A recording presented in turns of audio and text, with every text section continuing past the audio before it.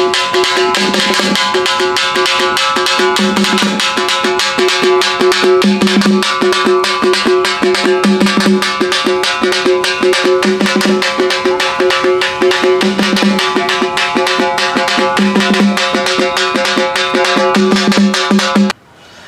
అండి తెలుగు ప్రజలకు.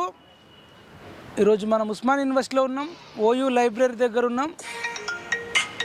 ఎలక్షన్కు ముందు చాలా ఇంటర్వ్యూలు ఇదే ప్లేస్ నుంచి గడ్డ నుంచి చేసినాం. అనేక మంది గెస్ట్లను పిలిచినాం. బీఆర్ఎస్ చేస్తున్న అరాచకాలు, కేసీఆర్ చేస్తున్న అరాచకాల గురించి చేసినాం. మెయిన్గా నిరుద్యోగులు నియంత్రణ ఓడించిర్రు. నియంత్రణ ఓడించడానికి నిరుద్యోగులు ఇక్కడ నుంచి బయలుదేరి విలేజ్లలోకి వెళ్ళి నియంతకు దెబ్బ కొడితే ఆ నక్క ఇప్పుడు మూలుగుతుంది. హాస్పిటల్లో కొన్ని రోజులు ములిగింది. ఇప్పుడు నందీనగర్లో ఆ నక్క మూలుగుతుంది. ఇప్పుడు మీరు చూడవచ్చు, కొద్దిమంది అమ్మాయిలు కూడా ఇక్కడనే లంచ్ బాక్స్ తీసుకొచ్చుకొని ఇప్పటికి టీచర్ జాబ్లకు కానీ గ్రూప్స్కి కానీ చదువుతున్నారు. మరి బీఆర్ఎస్ అయితే చాలా అన్యాయం చేసింది 9.5 ఏళ్లలో. ఇప్పుడు వచ్చిన కాంగ్రెస్ పార్టీ న్యాయం చేస్తుందా చేయదా అని తెలుసుకోవడానికి మీకు ఒక గెస్ట్ని పిలిచినాం. ఆ గెస్ట్ ఏంటంటే కేసీఆర్ ఓడిపోవడంలో అత్యంత కీలక పాత్ర వహించిన వ్యక్తి, మీ అందరికీ సుపరిచితుడే.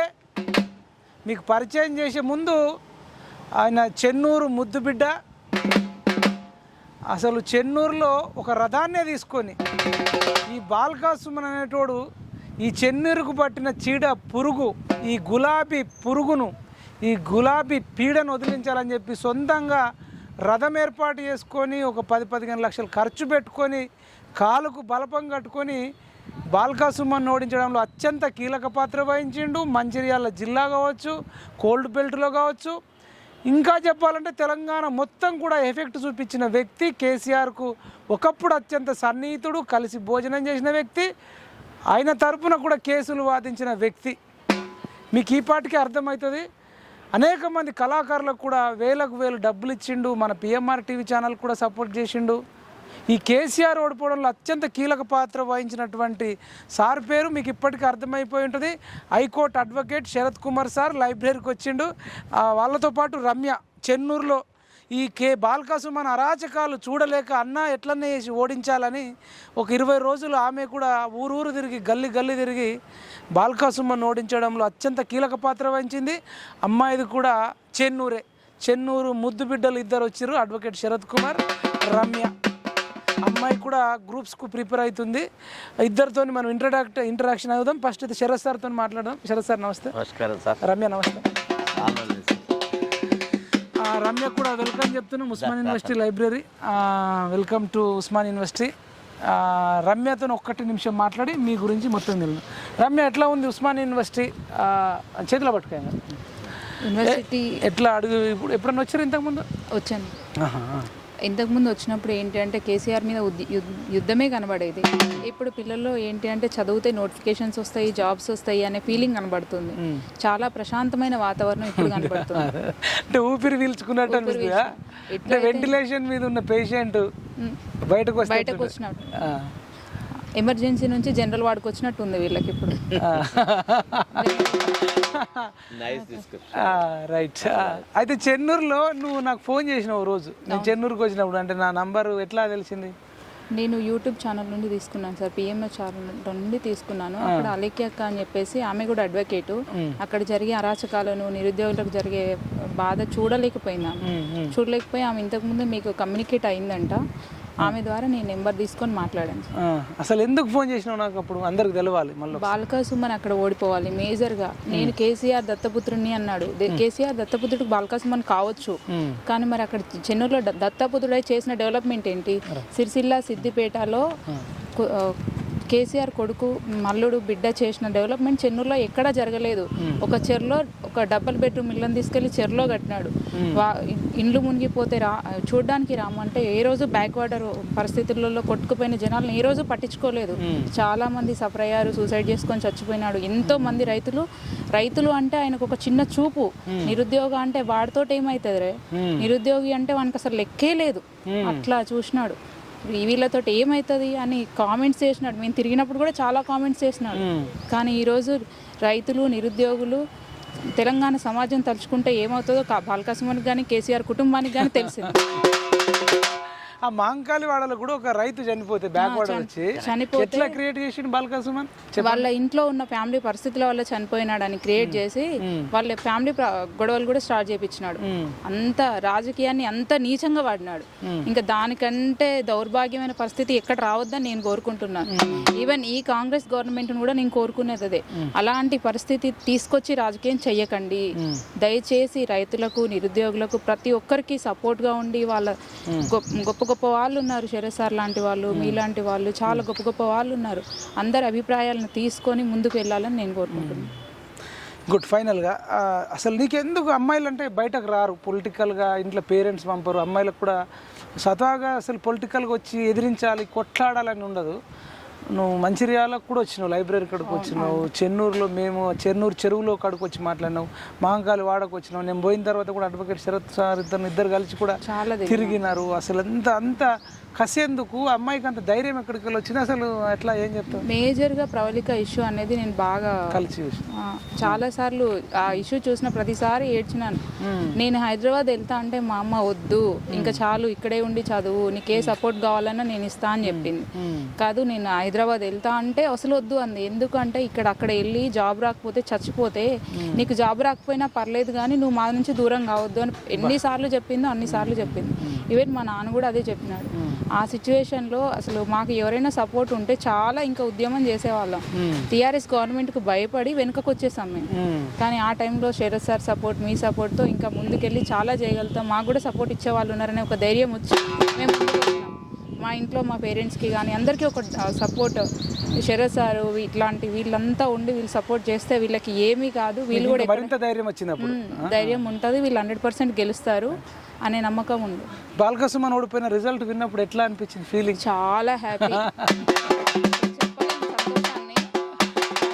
ఈవెన్ బాల్కా సుమన్ ఏంటి అంటే వాళ్ళ టీఆర్ఎస్ అనుచరులతో ఆ రోజు ఈవినింగ్ కూడా, రేపు కౌంటింగ్ అనే సాయంత్రం ఈవినింగ్ కూడా నాకు కాల్ చేసి 4000 మెజార్టీతో బాల్కా సుమన్ గెలుస్తున్నారు అంటే, సార్ ఇదేంటి సార్ ఏం జరుగుతుంది అని నేను ఇమీడియట్గా శరత్ సార్కి కూడా కాల్ చేశాను, మీకు కూడా కాల్ చేశాను.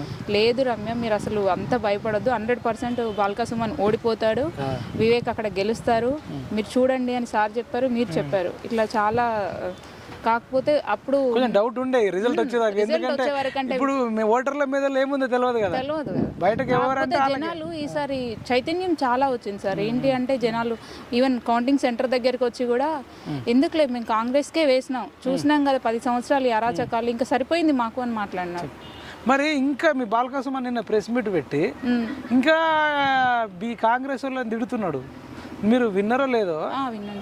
ఏమనిపిస్తుంది? ఎన్ని వేలతో ఓడిపోయింది? మెజారిటీ ఐడియా ఉందా? 37,000 చిల్లర మెజారిటీ కాంగ్రెస్ గవర్నమెంట్ వచ్చింది. అంటే 37,000 మెజారిటీతో ఓడిపోయిండు, ఆయన గెలిచిండు.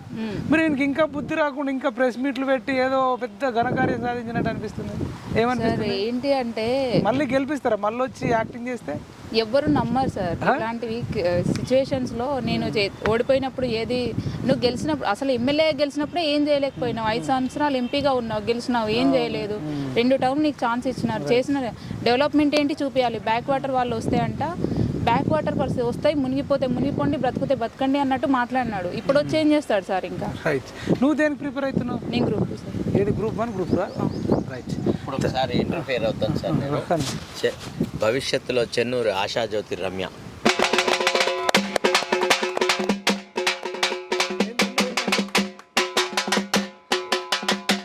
రేపటి యువత, చెన్నూరు మంచిర్యాల జిల్లాల యువత అంతా రమ్యను ఆదర్శంగా తీసుకోవాలి.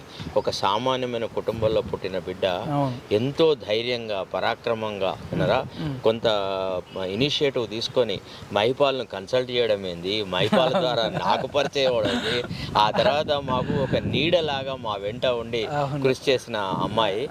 ఆమె గ్రూప్లో చదువుకొని కానీ ఆమె అవసరం ప్రజా జీవితంలో ఇంకెక్కువ ఉంది. రేపటి చెన్నూరు రాజకీయాలను ఒక మలుపు తిప్పడానికి రమ్యను వాడతాము. రమ్యనే రేపు ఒక ఆట ఆడిస్తుంది చెన్నూరు రాజకీయాలను.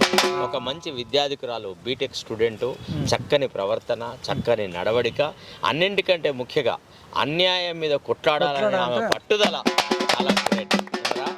మా తరం కన్నా వీళ్ళ తరానికి ఇంకెక్కువ ప్రాధాన్యత ఉంది. ఇప్పుడు మహిపాల్ లాంటి యువకులు, విద్యార్థికులు వీళ్ళందరూ ఉద్యమం చేస్తుంటే మేము సైలెంట్గా ఉంటే సరిపోదు. కాబట్టే రమ్యకు మేము మద్దతు ఇస్తాం. రేపటి చెన్నూరు రాజకీయాలలో Ramya will play a pivotal role. That's all. Thank you sir. అదేవిధంగా రమ్యతో పాటు అలేఖ్య కదా, అలేఖ్య కూడా అంటే మనకు కూడా సోషల్ మీడియాలో తీసుకొని కోఆర్డినేట్ చేసుకొని అంటే ఇక్కడ మీరు ఓయికి వచ్చారు కాబట్టి అమ్మాయి ధైర్యం కూడా లేదు కాబట్టి ఒకసారి గుర్తు తెచ్చుకోవాలి. అంటే ఎవరెవరైతే ఈ నిరంకుశ ప్రభుత్వాన్ని బీఆర్ఎస్ యొక్క నిరంకుశత్వాన్ని అణచడానికి మనతో పాటు నిరుద్యోగ జాక్తో ఎవరైతే ముడిపడి ఉన్నారో సహాయపడి ఉన్నారో మనం వాళ్ళని ఎప్పుడు మర్చం. వాళ్ళు ఎప్పుడూ మనకు కావలసిన వ్యక్తులు, వాళ్ళతో పాటు మనం ముడిపడి ఉంటాం. మన వ్యక్తిగతమైనటువంటి పురోగతి అనేది కాదు, మనం సమాజం కోసం కృషి చేసినటువంటి ఒక సంస్థ నిరుద్యోగ జాక్. అది ఉత్తగా రాలేదు, ఎంతో మంది గుండెల చప్పుడు నిరుద్యోగ జాక్ అయి కూర్చున్నది. దానివల్లనే అసలు బీఆర్ఎస్ గవర్నమెంట్ అనేది అతలాకుతలమైంది. కాబట్టి అలోఖ్య కానీ ఇంకా మిగతా జిల్లాల్లో సార్ మంచిర్యాల లైబ్రరీకి వచ్చారు, మీరు కూడా వచ్చారు ఇద్దరు. కరెక్ట్. అసలు ఈ రోజులలో సొంత పనులే రమ్మంటే 1000 రూపాయలు ఇచ్చినా రారు. వచ్చినా 2000 3000 ఇవ్వాలి, తాగిపియాలి, తినిపియాలి. మనం ఇక్కడికి వెళ్ళి వస్తే రిసీవ్ చేసుకొని లైబ్రరీకి వచ్చి స్టూడెంట్స్ గ్యాదర్ చేసి అందరినీ గ్యాదర్ చేయడం కాకుండా వాళ్ళందరికీ మన గురించి ఇంట్రొడక్షన్ ఇచ్చేసేసి సార్ వాళ్ళతో చాలా జరుగుతుంది, మనం అందరం ఉండామని చెప్పి అక్కడ ఆ రోజు చాలా సేపు ఉండడం ముఖ్య భూమిక పోషించింది. సక్సెస్ఫుల్ అయింది. మళ్ళీ మనం వెళ్ళిన తర్వాత కూడా గ్రౌండ్ లో మంచిర్యాలలో కూడా మీ చెన్నూరు కంటే భారీ మెజారిటీతో దివాకర్ రావును ఓడించారు. 50,000 పైగా మెజారిటీ. సో ఇది ఎందుకు చెప్తున్నాం అంటే రమ్యను కానీ అలేఖ్యను కానీ ఇట్లాంటి అమ్మాయిలు కూడా రేపు భవిష్యత్తులో రాజకీయాలలోకి రావాలి. ఏదైనా సమస్యలు వస్తే రాణి రుద్రమ లాగా, ఝాన్సీ లక్ష్మీబాయి లాగా కొట్లాడాలని కోరుకుంటూ ఇక శరత్ సార్ ఇంటర్వ్యూకి వెళ్దాం. సార్ ఇక మీరేం చెప్తారు, ఎట్లా ఉంది మీ సంతోషం, ఎట్లా అసలు మీరు ఈ నెల రోజుల తర్వాత మాట్లాడదాం. ఆ ఫస్ట్ రోజు ఎట్లా ఉంది మీ రిజల్ట్ అంటే మీ ఫీలింగ్? ఒక పక్క బీఆర్ఎస్ అనే ఒక చీడ పురుగు రాష్ట్రాన్ని విడిచిపెట్టి పోతుంది, దాన్ని ఛాయలో నిజం ఛాయలో పడ్డ ఈగలాగా ఇట్లా 2 వేళ్లతోనే తీసి బయట వారేయగలిగినాము అనే ఒక తృప్తి, ఆ ఆనందం పట్టరాంది సార్. ఎందుకంటే ఈనాడు ఈ విజయం మనది కాదు, ఈ విజయము బీద బలహీన వర్గాల వాళ్ళది, షెడ్యూల్ కులాల వాళ్ళది, మైనారిటీలది, అందరిది. ఒక పక్క మొత్తం సమాజం అంతా ఒకటైంది. నిరుద్యోగ యువకులు, విద్యార్థికులు సార్ పిహెచ్డీలు చేసేసి పోస్ట్ గ్రాడ్యుయేషన్ చదువుకొని ఉద్యోగాలు లేక సర్వనాశనం అవుతున్న వాళ్ళు, ఇదేంది ఈ రాష్ట్రంలో ఇంత శూన్యం ఆవరించింది అన్నటువంటి దశలో మనలాంటి వాళ్ళు ఒక ఉద్యమం తీసుకొస్తే వాళ్ళు పాపం అన్ని సాక్రిఫైస్ చేసి చదువులు వదిలేటేసేసి గ్రామాలలోకి పోయి అందరినీ కలిసి కొంతమందికి అయితే దండాలు పెట్టి కాళ్ళు మొక్కి నిరుద్యోగ యువకులు తీసుకుని వచ్చినారు. ముఖ్యంగా పోలీస్ రిక్రూట్మెంట్ వాళ్ళే అనుకుందాం, తర్వాత డిఎస్సి వాళ్ళే అనుకుందాం, జిఓఎంఎస్ నెంబర్ 46 మీద ఉద్యమం చేసే వాళ్ళే అనుకుందాం. ఇట్లా రకరకాలగా ఉన్నటువంటి నిరుద్యోగులు ఈ బీఆర్ఎస్ ని ఓడగొట్టడము ఒక విద్యుక్త ధర్మము.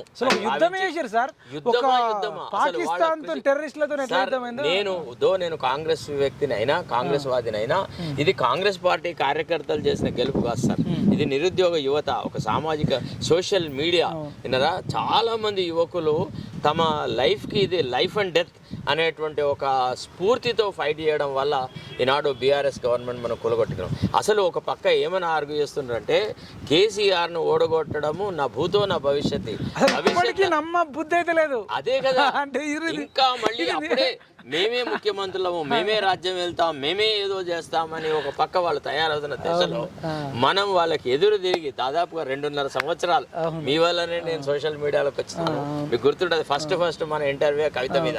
మీరు ఆ రోజు కవిత వల్లే కేసీఆర్ చెడిపోయిండు, నాశనం అవుతుందని చెప్పినాం మనం. కేసీఆర్ పతనానికి కవితనే కారణం అవుతుంది అని మనం చెప్పినాం. ఆనాడు మనము చెప్పిన మాటలని అక్షర సత్యంగా మనం నిరూపించేసేసి విన్నారా ఈనాడు ఈ విజయం సాధించడం.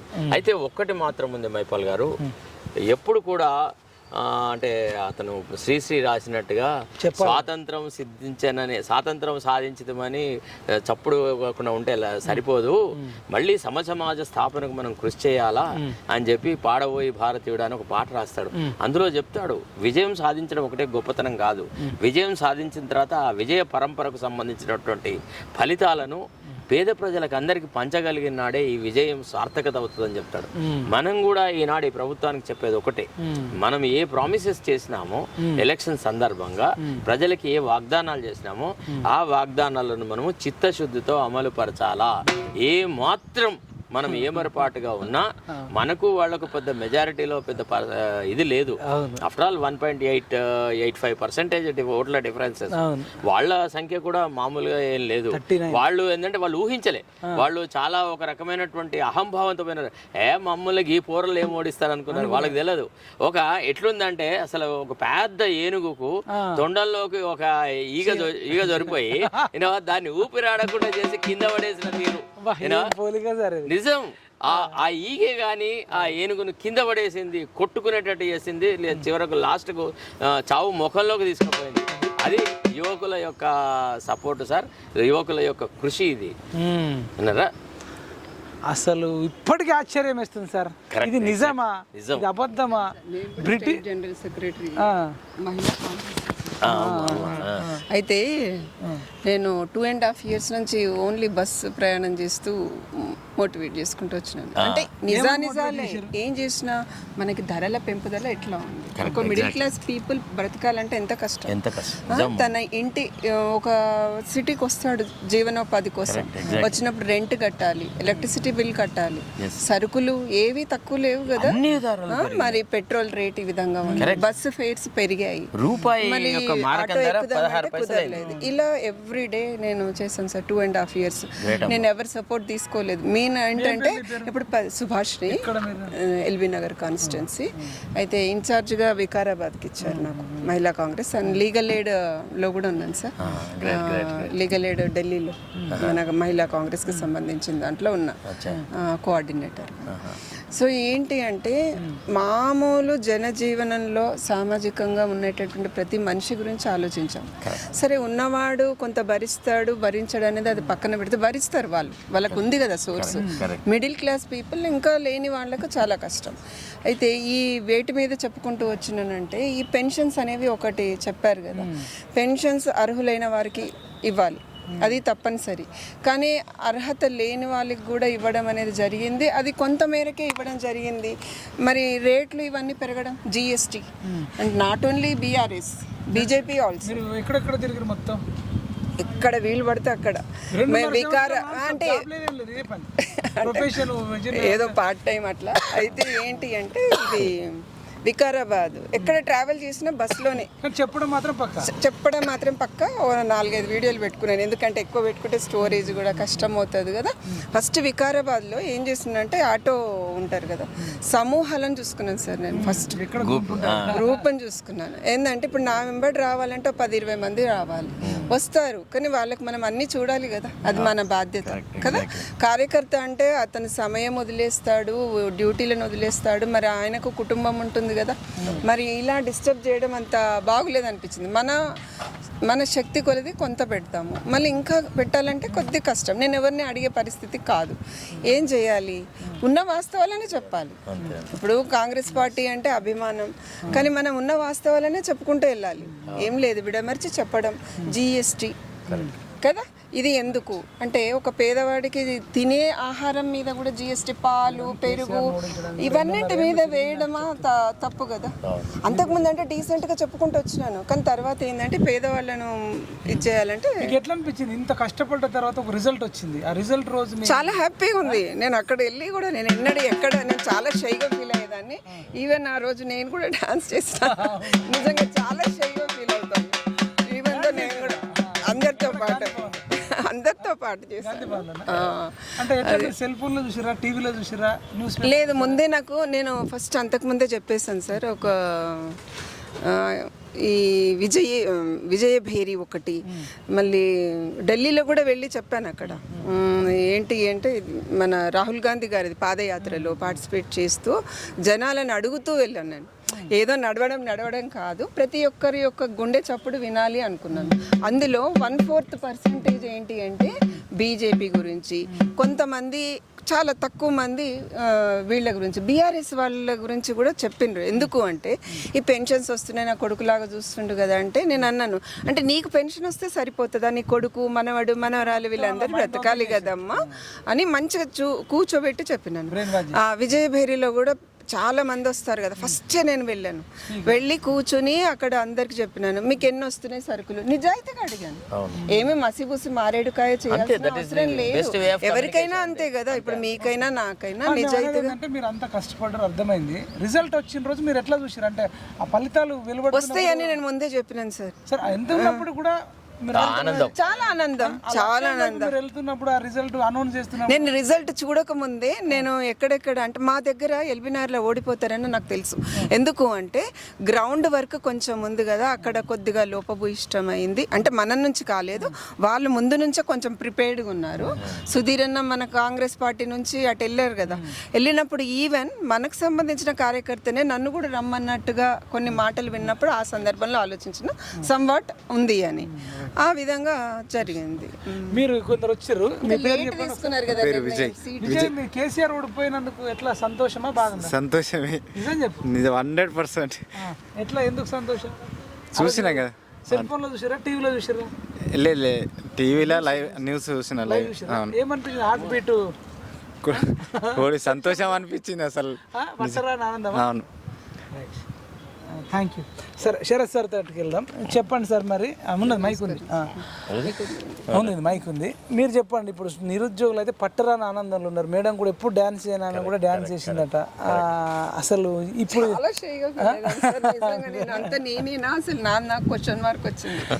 ఇప్పుడు మాకైతే అది ఒక వారం 10 రోజులు ఫుల్ ఎంజాయ్ ఉండే. ఇప్పుడు నాకు రోజు రైతులు ఫోన్ చేసి రైతు బంధు బలేదు సరే, అప్పుడు పేరు బంధు, ఇప్పుడు రైతు భరోసా. ఇప్పుడు 1 ఎకరం లోపు వచ్చింది, మిగతా వాళ్ళకి రాలేదని నాకు వాయిస్తున్నారు. ఇప్పుడు మీ రేవంత్ రెడ్డి ఫోన్లో ఇప్పుడు ఎగ్జాంపుల్ సరే బిజీ ఉంటాడు, ఎమ్మెల్యేలు బిజీ ఉంటారు, వాళ్ళు లేపరు. ఇప్పుడు మన పని అవుతుంది. ఇప్పుడు నాకు ఫోన్లు చేస్తారు, నాకు తెలిసి మీకు కూడా ఫోన్ చేసి ఉంటారు. కంగ్రాచులేషన్స్, గెలిచినాక ఎన్నో చేయంటే నేనే ఎమ్మెల్యే అన్నంత ఫీలింగ్ వచ్చింది. ఎన్ని అసలు కంగ్రాచులేషన్స్ అని వచ్చినాయి. తర్వాత ఏమైందంటే స్టూడెంట్స్ ఆర్టీసీ వాళ్ళని చాలా మోటివేట్ చేశాను సార్. ఆర్టీసీ వాళ్ళు మీకు డిఏలు వచ్చాయా? మీకు రాలేదు. శాలరీస్ వచ్చాయా? రాలేదు. ఎన్ని నెలలకు ఒకసారి వస్తున్నాయి? ఇలా ప్రతిసారి మెయిన్ ఆర్టీసీ వాళ్ళ పాత్ర చాలా ఎక్కువ ఉంది సార్. చాలా అంటే చాలా ఎక్కువ పాత్ర. ఇప్పుడు కూడా మళ్ళీ ఎక్కి అడిగాను, అడిగితే వాళ్ళు చెప్తున్నారు. మామూలుగా జనరల్ కిరాణా స్టోర్స్కి వెళ్ళినప్పుడు కూడా జనాలకి వాళ్ళు కూడా సార్ ప్రతి ఒక్కరు మీరు కాంగ్రెస్ గవర్నమెంట్కి ఓటు వేయండి అని చాలా మంది నేను మా లోకల్లో చూశాను. ఏంటి అని షాక్ అయిపోయాను. ఆ రేంజ్లో ఉంది సార్. సార్ ఇంత సంతోషం ఉంది కాంగ్రెస్ పార్టీ. మరి ఈ నెల రోజులలో అయితే ఇప్పుడు రైతు భరోసా పైన ఒక మాట గంపగుత్తగా ఏం చెప్తారు అంటే 6 గ్యారెంటీలు 100 రోజులలో చేస్తామంటారు. కానీ మా రిక్వెస్ట్ ఏంటంటే సార్, మాకు 100 కాల్స్ వస్తున్నాయి రైతు భరోసా మీద. ఎన్ని రోజులలో వేస్తారు? ఎందుకంటే పంటలు అయితే వేసేటప్పుడే అవసరం పెట్టుబడి. సరే, మిగతా లేకపోతే లేవు. ఎందుకు లేవు? ఒకవేళ నిధులు ఎట్లా సమకూర్చుకుంటారు, లేదంటే అప్పు తెస్తారా? దీని మీద ఒక క్లారిటీ ఇవ్వాలని నేను కోరుకుంటున్నా. మీరేం చెప్తారు? సార్ ఒకటే సార్, ఈ రైతు భరోసా విషయంలో కూడా ఇంకా తాత్సారం చేయడం సరిపడదు. మీకు కాల్స్ వస్తున్నాయా? కాల్స్ సార్, భూతులు తిట్టుడు, ఏ రాత్రి అంటే ఆ రాత్రి అంటే పట్టపగలేదు. అసలు ఒక ఎట్ట తయారైందంటే భయపడలేరు. ఏదో రైతు బంధు నిధులు మా ఇంట్లో దాచిపెట్టినట్టుగా వాటిని తీసుకువచ్చి వీళ్ళకి ఇవ్వాలన్నంత లెవెల్లో మాట్లాడుతున్నారు. అసలు మీరు అన్ప్రింటబుల్ లాంగ్వేజ్ లో కూడా ఈనాడు వాట్సాప్ మెసేజ్లు వస్తున్నాయి సార్. నేను అనేది ఏమంటే దయచేసి ఆ ముఖ్యమంత్రి గారికి మీ ద్వారా రిక్వెస్ట్ చేస్తున్నాను, అయ్యా మీరు ఈ విషయంలో ఏ మాత్రం తాత్సారం చేసినా దీని పరిణామాలు చాలా అంటే చాలా ఘోరంగా ఉంటాయి. ఎందుకంటే రైతులు డైరెక్ట్ అసలు ఏడవన్నవరా ఏమైంది అప్పుడేమో కేసీఆర్ కోటేద్దాను. అసలు గ్రామీణ ప్రాంతాల్లో ఉన్న రైతులు కూడా ఏడవన్నవరా మా రైతు బంధు రాలేదు కదరా, అయినంత పూర్తి అదో ఇదో అమ్మో సమ్మో ఏదో చేసి మాకు కేసీఆర్ రైతు బంధు ఇచ్చేది, మీరు ఎందుకు ఇవ్వట్లేదు అనే ప్రశ్న చాలా అంటే ఇంకోటి ఏంటంటే ఇప్పుడు ఎలక్షన్ కమిషన్ వేస్తుంటే ఆపింది. ఈ హరీష్ రావు అనేటు టింగ్ పడతాయని అన్నాడు. అన్నందుకు ఆపలే, అన్నాడని చెప్పి మీరు వీడియో క్లిప్ తీసుకుపోయి కాంగ్రెస్ వాళ్ళు ఎన్నికల కమిషన్కి ఇచ్చిర్రు. కరెక్ట్ ఇచ్చిర్రు. అయితే సరే ఆపిర్రు, ఓకే. ఆ 7,700 కోట్లు ఎట్టిపోయినాయి అనేది పెద్ద క్వశ్చన్ మార్క్. అంతేకాదు, ఇప్పుడు వాళ్ళు గెలిస్తే ఆ రోజున 9వ తారీఖు నాడు మీకు వస్తాయి అని చెప్పిన మాటని ప్రజలు నమ్మినారు. అయ్యో వాళ్ళు గెలిస్తే నిజంగానే మాకు రైతు బంధు వచ్చినేమో, వాళ్ళు గెలవకపోవడం వల్ల మాకు అన్యాయం జరిగింది అనేటువంటి భావన క్రమక్రమంగా ఈనాడు పర్కలేట్ అవుతుంది.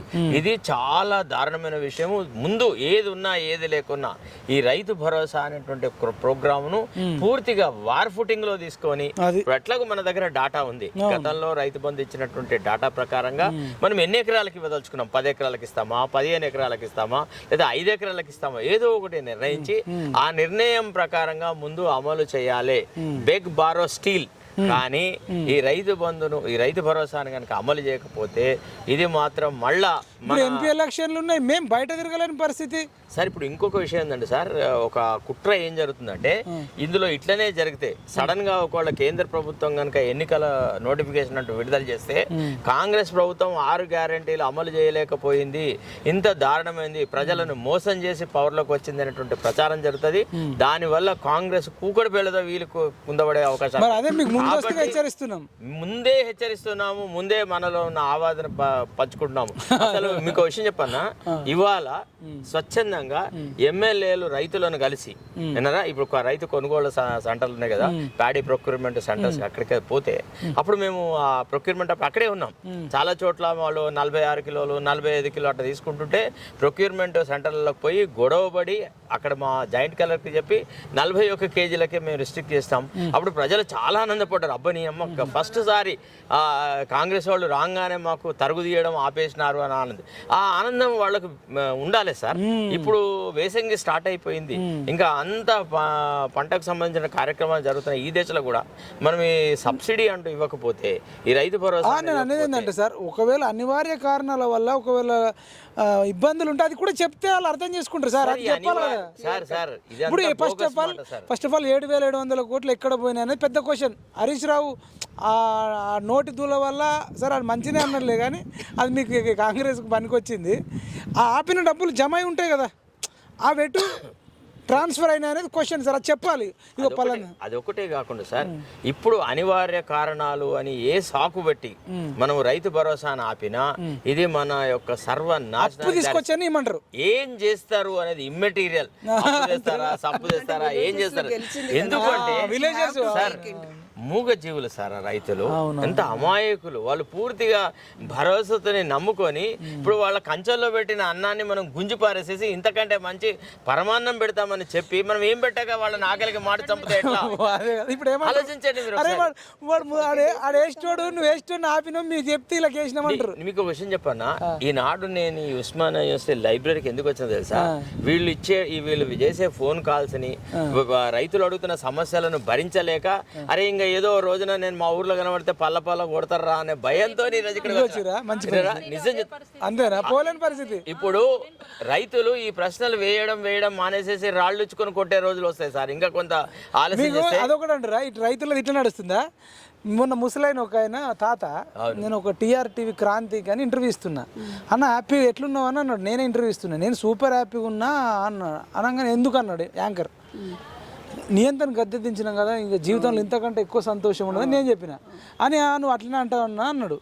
కావాలంటే ఇట్లా తాత పోతుండు, తాతను అడుగుదామన్నా. ఇట్లనే పోతుంటే, తాత నువ్వు కేసీఆర్ ఓడిపోయినందుకు సంతోషంగా ఉన్నావన్నా. ఇట్లా అనగానే ఏం సంతోషం సార్, వాడే ఉండే నెల కాగానే పెన్షన్ ఇచ్చేది, ఇంకా పెన్షన్ రాలేదు.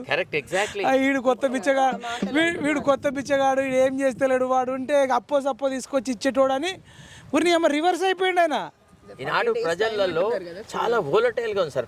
నేను ఏమంటున్నా సార్, ఇప్పుడు రైతు భరోసాలో రైతుల కొంచెం కన్ఫ్యూజన్ ఉన్నారు, వాళ్ళు మనం మీద తిరుగుబాటు చేస్తారు. ఇటు పెన్షన్ ఇవ్వకపోతే వీళ్ళు.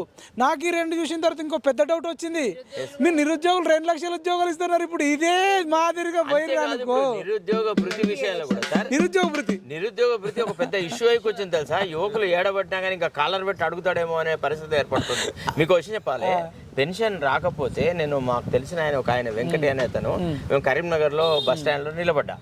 అంటే అక్కడ దాని దగ్గర ఒట్టిగా నాకు ఏదో పని ఉంది, I was in my car, ఎందుకు వట్టిగా అట్లా ఆగిన. అయితే ఆయన నన్ను చూసి గుర్తుపట్టుకొని నా దగ్గరికి వచ్చేసేసి అయ్యా కొన్ని పైసలు ఇవ్వాలా అన్నాడు. అరే నాకు తెలిసిన వ్యక్తి, ఏమయ్యా వెంకటి ఏమైంది అని అంటే, సార్ నాకు మందులు కొనుక్కోవాలి సార్, ప్రతిసారి పెన్షన్ వస్తే మందులు కొనుక్కోద్దు, నాకు అంటే 3,000 అడిగినాడు సార్. మీరు నమ్ముతారో నంబర్, నేను అప్పుడు ఆయనకి 2,000 ఇచ్చి సరేనా నువ్వు మందులు కొనుక్కోపో అని. ఎందుకంటే నేను అనేది ఏంటంటే, పేద ప్రజలకు ఏదైతే మనము ప్రభుత్వం అప్పుడు ఇస్తుండేనో ఆ వసతులను మాత్రము కోత పెట్టద్దు. ఆ వసతులు అట్లనే కొనసాగాలి. ఇంప్రూవ్మెంట్ సంగతి దేవుడెరిగే. రైతులు కూడా అంటారు అదే, 7,500 తర్వాత దేవుడు ఎరుగు, ఇప్పుడు అయితే 5,000 అయ్యాడు, తర్వాత చూద్దామంటారు.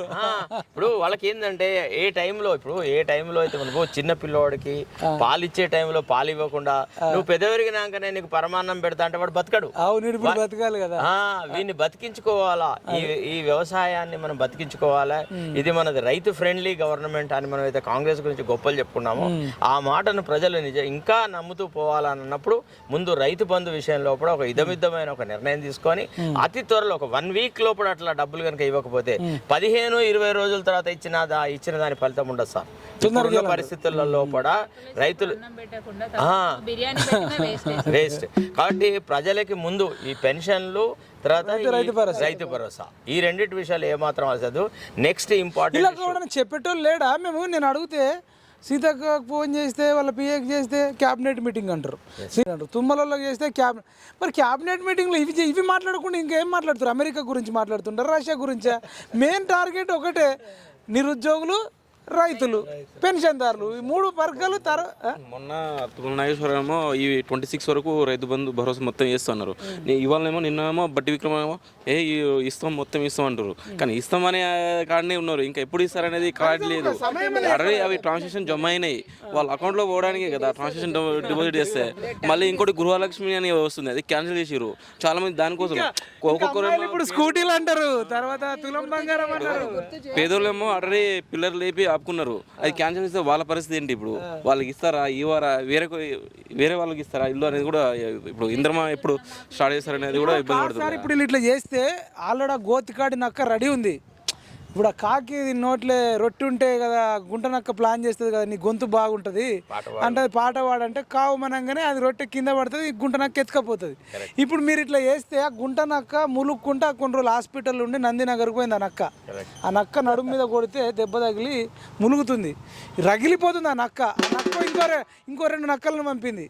వాళ్ళు ఎట్లున్నాయంటే ఆ నక్కలు రైతులను ఆల్రెడీ కొంత ధైర్యం చెప్పాలి. యాక్చువల్గా ఎటు పోదామా, ఒక 10 రోజులు, 20 రోజులు, నెల రోజులలో వస్తాయి. ఎందుకంటే మేము ఆల్రెడీ ప్రభుత్వం నడిపినాం, గిట్ల ఆదాయ మార్గాలు ఉంటుంది. ఇవ్వకుండా అసలు ఉండదు, ఇవ్వకపోతే ఎవరు ఊరుకోరు కదా, మీరు ధైర్యంగా ఉండండి, మేము కూడా వాళ్ళతో ఫోన్లో మాట్లాడతామని చెప్పాలి కదా.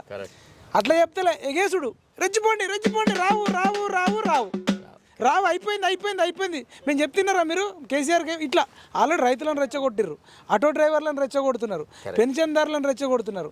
ఇప్పుడు నిరుద్యోగులు రెచ్చగొడుతున్నారు అనే కంటే మన విజ్ఞత ఎక్కడ నాశనమైంది సార్? మరి అదే కదా, ఒక 115 ఏళ్ళ చరిత్ర ఉన్న పార్టీ ఏ అంశాల మీద ఈనాడు ప్రజాభిప్రాయం మలల్చబడింది, ఏ అంశాల ఆధారంగా మనం ఈనాడు గెలిచినాము, ఏ వర్గాల వాళ్ళు కాంగ్రెస్ కు అనుకూలంగా వచ్చినారు, బీఆర్ఎస్ ను వదిలేట్టు వాళ్ళను మన పక్షంలో ఉంచుకోవాలన్న ఒక ఇంగిత జ్ఞానం అయితే ఉండాలి కదా. ప్రభుత్వ పెద్దలు అది ఆలోచించాలి కదా. ఇంకా ఏదో ఒక విషయాలు చెప్పేసేసి కేటీఆర్నో, కవితనో, లేకపోతే హరీష్ రావునో, వాడినో వీడినో తిడితే పేద ప్రజలు కడిపేం నిండుతుంది సార్.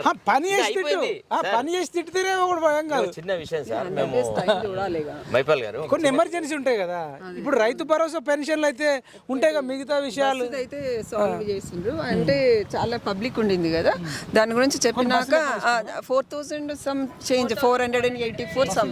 నేను వెంటనే వాళ్ళకు చెప్పాను, మినిస్ట్రీ దగ్గర ఉన్న పిఏకి చెప్తే నెక్స్ట్ అవి అయినాయి 4,000. ఇప్పుడు ఇంకో విషయం అంటే ఇంకా అవుతుందేమో అని నేను అనుకున్నాను. అవడం కాదు మేడం, ఇప్పుడు రాజకీయ నాయకుల పని ఏం తెలుసా, 1-2 రోజులు లేట్ అయినా ఏం కాదు, కానీ టైం చెప్పాలి, భరోసా ఇచ్చి ఇది ఉన్నట్టు ఓపెన్ గా వారానికి ఇస్తాం, 15 రోజులకి ఇస్తాం, 10 రోజులకి ఇస్తాం, కావాలంటే ఎక్కడన్నా చేయబదులు తెచ్చుకోండి, మీ పైసలు మీ పాకెట్ లో ఉన్నట్టే అని చెప్పగలగాలి. ఇది రాజశేఖర రెడ్డి గారు చేసే ఓపెన్ గా చెప్పు, ధైర్యంగా చెప్పు. సరిగే రాజశేఖర రెడ్డి గారు ఏదన్నా సాధ్యాసాధ్యాలు ఉంటే వారు ముందే డిక్లేర్ చేసేవాళ్ళు, ఈ పని ఫలానా చోట అవుతుంది, ఫలానా టైంకి అవుతుందంటే ఆ మాటకు విశ్వసనీయత ఉండేది. ఇప్పుడు ప్రజలలో ఒక అసంతృప్తి మొదలైంది. రెండోది మైపాల్ గారు, ఒక చిన్న విషయం చెప్పాలి. మేము గ్రామీణ ప్రాంతాల్లో చూస్తాం, ముఖ్యంగా అటవీ ప్రాంతాల్లో చూస్తాం. మా దగ్గర పాములు బాగా తిరుగుతుంటాయి అనమాట, నాగం పాములు, కట్ల పాములు అయితే ఏం చేస్తారంటే కొంతమందికి ఏమో ఆ పామును చూడంగానే ధైర్యం ఉండదు.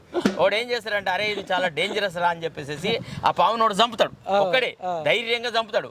ఇక వాడు చంపి వెళ్ళిపోయిన తర్వాత మిగతా వాళ్ళు ఉంటారు, ఆ చచ్చిపోయిన పామును బొర్లిస్తుంటారు తేపుకు ఒకసారి. అట్టనే ఇంకా బీఆర్ఎస్ నాయకులను తిట్టడం అనేది ఆ చచ్చిపోయిన పామును బొర్లిచ్చినట్టే సార్.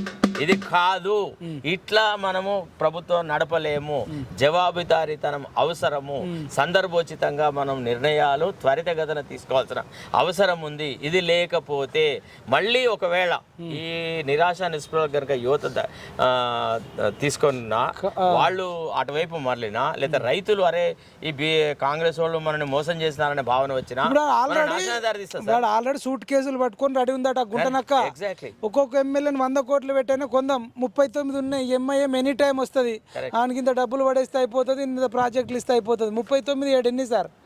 కరెక్ట్ 46 అంటే నీకు కావాల్సింది 60. అంతే. ఈ 14 సీట్లను అవసరం అనుకుంటే మంచికి 1000 కోట్లన్నా పెట్టి 14,000 కోట్లు పోయినా సరే కొన్ని ఏమనుకో ఇక మనం ప్రజలలో సార్ ఇప్పుడు మనము జనరల్గా గ్రామీణ ప్రాంతాలకు పోతే అంటే బీఆర్ఎస్ ఓడిపోయింది అనే విషయం జీర్ణించుకోలేని కొంతమంది పెద్దలు ఏం మాట్లాడుతుంటే ఏమి కాంగ్రెస్ ఎమ్మెల్యేలు అమ్ముడు పోయే సరుకు మిమ్మల్ని మేము ఈజీగా కొనుక్కుంటాం, మా సార్ మస్తు తెలివిగలడు, మిమ్మల్ని ఖచ్చితంగా కొనుక్కుంటాడు అనేటువంటి మాట.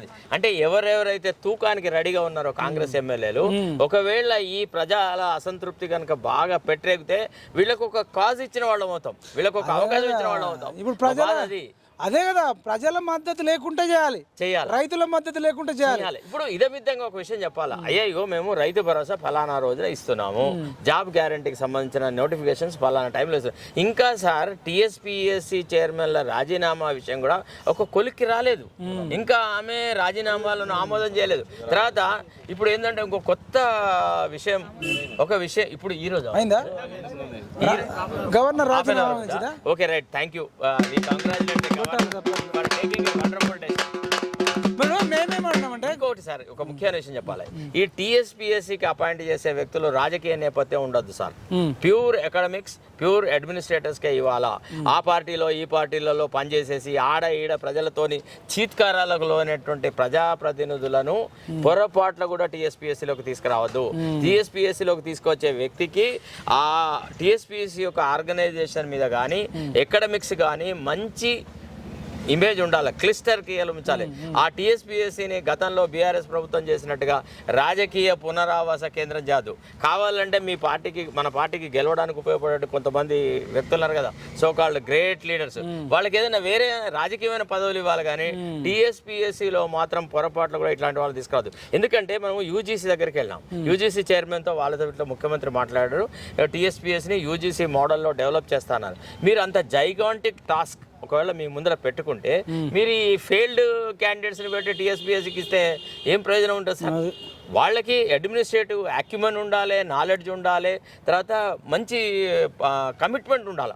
అరే నిరుద్యోగులకు న్యాయం చేయాలంటుంటే ఒక బర్నింగ్ అంబిషన్ ఉంటే గట్లాంటి వ్యక్తిని టీఎస్పీఎస్సీకి అపాయింట్ చేయాలని నేను మీ ద్వారా రిక్వెస్ట్ చేస్తున్నాను సార్. ఇప్పుడు కొన్ని పేర్లు వినొస్తున్నాయి, వాడికి ఇస్తారట వీడికి ఇస్తారా అంటే వాళ్ళు ఏమి ఆశాజనకమైనటువంటి ఫేస్ కాదు. There already failed fellows. వాళ్ళు ఆ ఓడిపోయిన వాళ్ళతోని వద్దు, మనకు ఒక మంచి యువతను ఒక మంచి మార్గంలో నడిపించగలిగిన వ్యక్తులు, అసలు ట్రాన్స్పరెంట్గా టీఎస్పీఎస్సీ ఎగ్జామినేషన్ జరగదు. మీరు ఇట్లా నొక్కి చెప్తారు కానీ మీరు అడ్వకేట్ జనరల్కు సత్య సామర్థ్యాలు ఉండి తెలంగాణ నిరుద్యోగులలో ధైర్యం నింపి ఎక్కువ కొట్లాడిన అడ్వకేట్ పేరు ఏం పేరు చెప్తారా మీరు? మరి శరత్ సార్కి అడ్వకేట్ జనరల్ ఇవ్వలేదు, ఏం పేరు చెప్తారు? ఎవరు ఎక్కువ కొట్లాడారు? డబ్బు మరి ఆ సార్కి ఇవ్వలేదు. శక్తి సామర్థ్యం ఉండి వెనుకుండి ఈవెన్ కాంగ్రెస్లో కూడా పెద్ద పెద్ద తోపులు అమ్ముకుంటాడు, ఇంత కొట్లాడలే. ఇలా మంత్రులు కూడా ఇంత కొట్లాడలే, ఎమ్మెల్యేలు కూడా ఇంత కొట్లాడలే. సార్కి అడ్వకేట్ జనరల్ ఇవ్వలేదు. మరి టీఎస్పీఎస్లో ఇప్పుడు సార్ చెప్పినటువంటి క్వాలిటీస్ ఉన్న వాళ్ళకి ఇస్తారని మీకు నమ్మకం ఉందా? మాకైతే తేడా కొడుతుంది. మిమ్మల్ని తీసుకొచ్చాడు సార్, తీసుకొస్తున్నారు ప్రతిసారి సార్. నేను ఆ పోస్ట్ కోసం అని సార్ సంప్రదించారా సార్? మీకు ఇష్టం లేదు తీసుకోరు అనుకుందాం. చిరంజీవిని కలిసిండు ఎవరు? రేవంత్ రెడ్డి గారు. అంటే ఆయననేమో ఈయన కలిసిండు అనుకో, ఆయనకు అపాయింట్మెంట్ ఇచ్చిండు. చిరంజీవి కొట్లాడిండా, అడ్వకేట్ శరత్ కుమార్ సార్ కొట్లాడిండా కేసీఆర్ మీద? ఇప్పుడు కేసీఆర్ గెలిస్తే చిరంజీవిని చంపేటోడా అడ్వకేట్ శరత్ సార్నా? లేపేస్ట్ వాళ్ళు తుకుడాలు చేస్తూ Amala Nagarjuna big boss host కుక్కలు పెంచే అమల 3 ఎకరాలు ఇచ్చిండు కేసీఆర్ జూబ్లీ హిల్స్లో అమలకు అని చెప్పిండు. కుక్కలు పెంచుకోవడానికి 3 ఎకరాలు ఇచ్చిండట. కన్వెన్షనల్లో అక్రమంగా ఉంది అని చెప్పేసి ఇది ఎవరు చెప్పారు? ఇప్పుడున్న సీఎం రేవంత్ రెడ్డి చెప్పిండు. వాళ్ళకు టైం ఇచ్చిండు. మేడం వింటురా, కానీ ఇప్పుడు దాకా అడ్వకేట్ శరత్ కుమార్ సార్ కలవంగా నేను చూడలే. మరి అపాయింట్మెంట్ ఇచ్చిండా? కలవడం అంటే మేము సార్ అట్ట కాదు, మీరు కలిస్తే మీరు ఫీడ్బ్యాక్ ఇస్తారనేది మా ఉద్దేశం. ఇగో రైతులు ఇట్లా అనుకుంటున్నారు, పెన్షన్దారులు ఇట్లా అనుకుంటున్నారు, నిరుద్యోగులు ఇట్లా అనుకుంటున్నారు, యూ డూ దిస్. నువ్వు 5 ఏళ్ళు ఉండు, మంచిగా చేసుకుంటారు. నేను అనేది ఏంటంటే సార్, ఇట్లా కేసీఆర్ ఇవే తప్పులు చేసిండు, ఉద్యమకారులను పక్కన పెట్టి మరి మీరు చెప్పినట్టు ఇప్పుడు రేపు టీఎస్పీఎస్లో అట్లాంటి వ్యక్తి నియమిస్తారా? మాకు ఇప్పుడే డౌట్ వస్తుంది. ఇప్పటికే ఆయన సామాజిక వర్గానికి పెద్ద పీట వేస్తున్నట్టు వార్తలు వస్తున్నాయి రేవంత్ రెడ్డి గారి విషయంలో. అడ్వకేట్ జనరల్ కావచ్చు, అసిస్టెంట్ అడ్వకేట్ కావచ్చు, ఇంకా కొందరు కావచ్చు, ఇంకా చెప్తే షాక్ అవుతారు. అవినీతి పరుల మీద అట్లనే కొనసాగుతారట.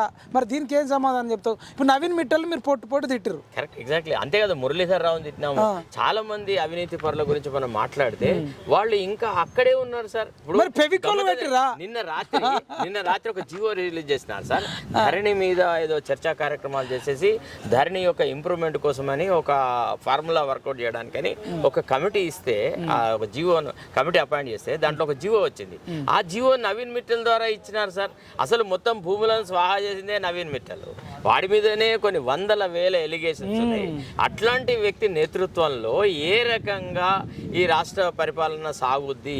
ఆయనను ఎందుకు తొలగించలేకపోతున్నా? ఆయన ఎందుకు పంపించారు? ఇప్పుడు ఎన్ని అడ్మినిస్ట్రేటివ్ చేంజెస్ వచ్చినాయి కదా, స్మితా సబర్వాల్ వాళ్ళని వీళ్ళందరినీ మార్చడం కదా. అట్లాంటి ప్రక్రియ ఎందుకు నవీన్ మిట్టల్ విషయంలో చేపట్టలేకపోతున్నారు? ఎందుకు మురళీధర్ రావును తొలగించలేకపోతున్నారు?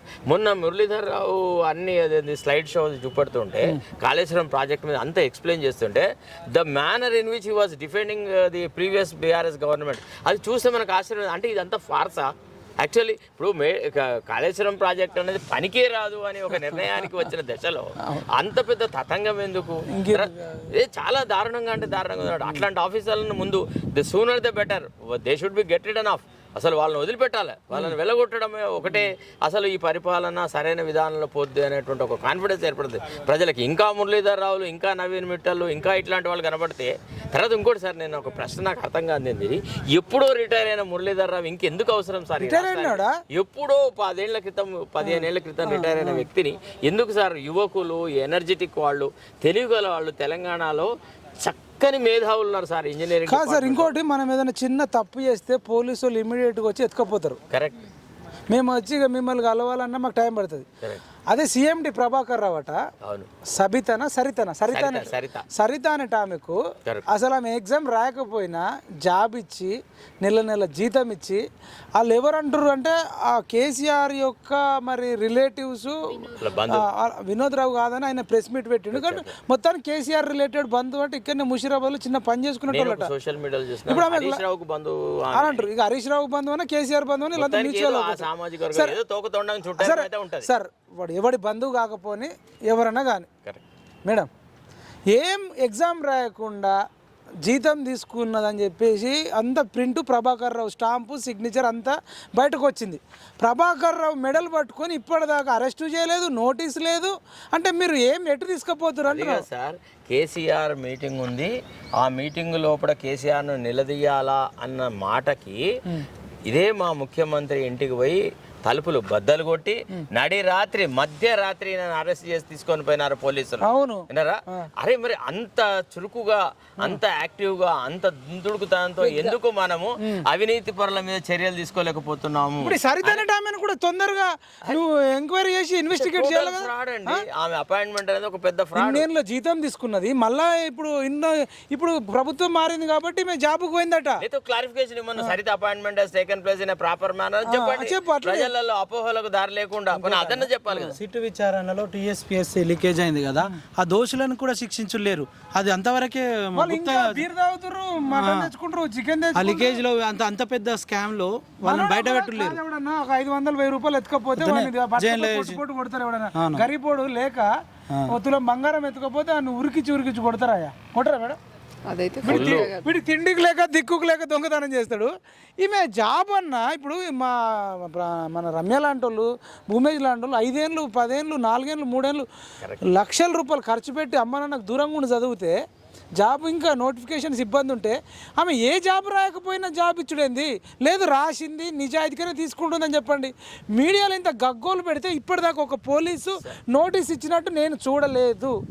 మైపాల్ గారు, నేను ఓన్గా చేస్తున్న కేసులలో జరిగిన అన్యాయం చూస్తే చాలా బాధ ఉంది. ఇప్పుడు జూనియర్ లైన్మెన్స్ రిక్రూట్మెంట్ అనే దాంట్లో అసలు క్వాలిఫైడ్ వాళ్ళకేమో జాబులు రాక అవుట్ సోర్సింగ్ విధానాలలో ఎవడో డీల ద్వారా వాడి దగ్గర వీడి దగ్గర సర్టిఫికేట్లు తెచ్చినటువంటి అవుట్ సోర్సింగ్ ఎంప్లాయీస్కి 20 మార్కులు గ్రేస్ మార్కులు ఇచ్చి అసలు క్వాలిఫైడ్ వాళ్ళను అన్క్వాలిఫైడ్ చేసి అన్క్వాలిఫైడ్ ఫెలోస్కి ఉద్యోగాలు ఇచ్చినారు సార్. ఇట్లాంటి అవినీతి కార్యక్రమాలు ఎన్నో జరిగినాయి జెన్కోలో, టీఎస్పీలో, ఎన్పిడిసిఎల్లో, ట్రాన్స్కోలో.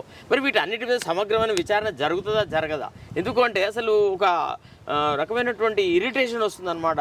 ఇప్పుడు నా దగ్గర మీరే అయ్యా వాళ్ళందరూ నా దగ్గర జమ అవడానికి, నన్ను వచ్చి వాళ్ళు ప్రశ్నించడానికి, నా ద్వారా కేసు వేయడానికి వాళ్ళు ఇప్పుడు నన్ను అడుగుతున్నారు, సార్ మీరు మాకు చెప్పినారు కదా సార్ కాంగ్రెస్ ప్రభుత్వం వస్తే ఈ అవకతవకలన్నీ సరిదిస్తారని, మరి ఇప్పుడు ఇంకెన్నడూ తీస్తారు సార్ ఈ పని ఎప్పుడు చేస్తారు అడుగుతున్నారు. కాదు సార్, ఇప్పుడు వాడు వినోద్రావు వచ్చి నా బంధువు కాదంటుడు, బోయినపల్లి ఉంది ఇంటి పేరు ఉన్న వాళ్ళంతా నా బంధువులు అన్నాడు.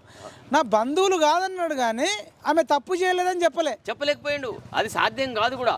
సరే ఇంకోటి సార్, సరే ఎవడు బంధువు అన్నా కానీ ఆమెను అరెస్ట్ చేయాలి, ఆ జాబ్ ఇచ్చిన కూడా అరెస్ట్ చేయాలి. మైపాల్ గారు, ఇంకొకటి కూడా మన మీద ఒక సామాజిక బాధ్యత ఉంది. ఈ జిఓఎంఎస్ నెంబర్ 46 ఏంటి సార్? ఎప్పుడు డిసైడ్ చేస్తారు సార్? అసలు 46 ఉంటుందా ఉండదా చెప్పాలి. అసలు ఆ యువకులకి ఏం చేస్తాం, ఏం చేయాలి? ఇప్పటి వరకు ఒక రివ్యూ లేదు, ఒక మీటింగ్ లేదు, దాని మీద చర్చ లేదు, ఏం లేదు. ఆ పిల్లలు ఫోన్ చేసేసి సార్ జిఓఎంఎస్ నెంబర్ 46 జిఓఎంఎస్ 46 మీరు అప్పుడు మాకు వాగ్దానం చేసినారు కదా. ఇప్పుడు మనం ఒక్కళ్ళమే కాదు కదా, శ్రీధర్ బాబు గారు చెప్పినారు, ఇతర మంత్రులు కూడా చెప్పినారు, బట్టి కూడా చెప్పినారు, ఏమైనా జిఓఎంఎస్ నెంబర్ 46 రద్దు చేస్తాం, మన యువకులు జరిగిన అన్యాయాన్ని మనం సరిదిద్దాం అని అన్నాం కదా. అన్న మాటల యొక్క పర్యవసానం ఎన్నడు సార్? ఇంకా ఎప్పుడు మనము అంటారు బట్టి విక్రమార్క నిరుద్యోగ వృత్తి గురించి అడిగితే మేము ఎక్కడన్నా అధ్యక్ష అంటుండు. మీరు అది బై మిస్టేక్ చెప్పాలి కదా, బై మిస్టేక్ లన్నా నిరుద్యోగ భృతి ఇస్తామని ప్రియాంక గాంధీ చెప్పింది, రేవంత్ రెడ్డి చెప్పింది. సరే 4 రోజులు లేట్ అయితే మేనిఫెస్టోలో నిరుద్యోగ భృతి విషయంలో చాలా కరెక్ట్ గా ఇది ఇస్తున్నాము అని చెప్పి పొందుపరిచాం. ఇప్పుడు అసలు యాక్చువల్ ఏంటంటే బట్టి విక్రమార్క గారు అట్లా చెప్పినప్పుడు శ్రీధర్ బాబు గారు ఈ manifesto committee chairman, drafting committee chairman, వారైనా మంత్రి గారికి ఫోన్ చేసేసి అయ్యా మీరు ఇట్లా మాట్లాడారు, అది తప్పు, మీరు సరిదిద్దుకోండి, మీరు ఒక సవరణ చెప్పండి, అయ్యా నేను పొరపాట్లో గమనించకుండా ఈ రకంగా చెప్పినాను, ఇది కరెక్ట్ కాదు, మేము నిరుద్యోగ భృతి ఇస్తానని ఈ ప్రభుత్వం సంకల్పం వ్యక్తం చేసింది మేనిఫెస్టోలో, మేము దాన్ని సరిదిద్దుకున్నాం, మేము డెఫినెట్ గా ఇస్తామని చెప్తే బాగుండేది. ఇప్పటికి కూడా నిరుద్యోగ భృతి మీద బట్టి విక్రమార్క గారు చేసినటువంటి మాటల మీద ఏదో ఒక రకమైనటువంటి ఇది జరుగుతోంది. ఇప్పుడు ఆల్రెడీ ట్రోల్ చేస్తూ ఏమంటారు తెలుసా, ఇటు బట్టి విక్రమార్క అన్న వీడియో పెట్టిరు, అటు ప్రియాంక గాంధీ రేవంత్ రెడ్డి బెటర్. చెప్పండి సార్ మాట్లాడండి.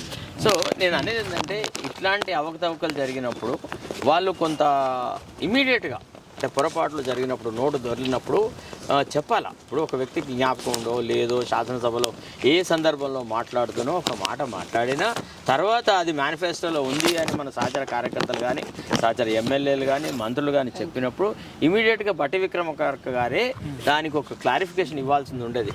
అయ్యా మేము పొరపాట్లు జరిగిపోయింది, మేము నిరుద్యోగ భృతి ఇస్తా అని మా మేనిఫెస్టోలో చెప్పినాము, దానికి మేము కట్టుబడి ఉంటాం, మేము సకల ప్రయత్నాలు చేసి నిరుద్యోగ భృతి ఇస్తామని అనాలి.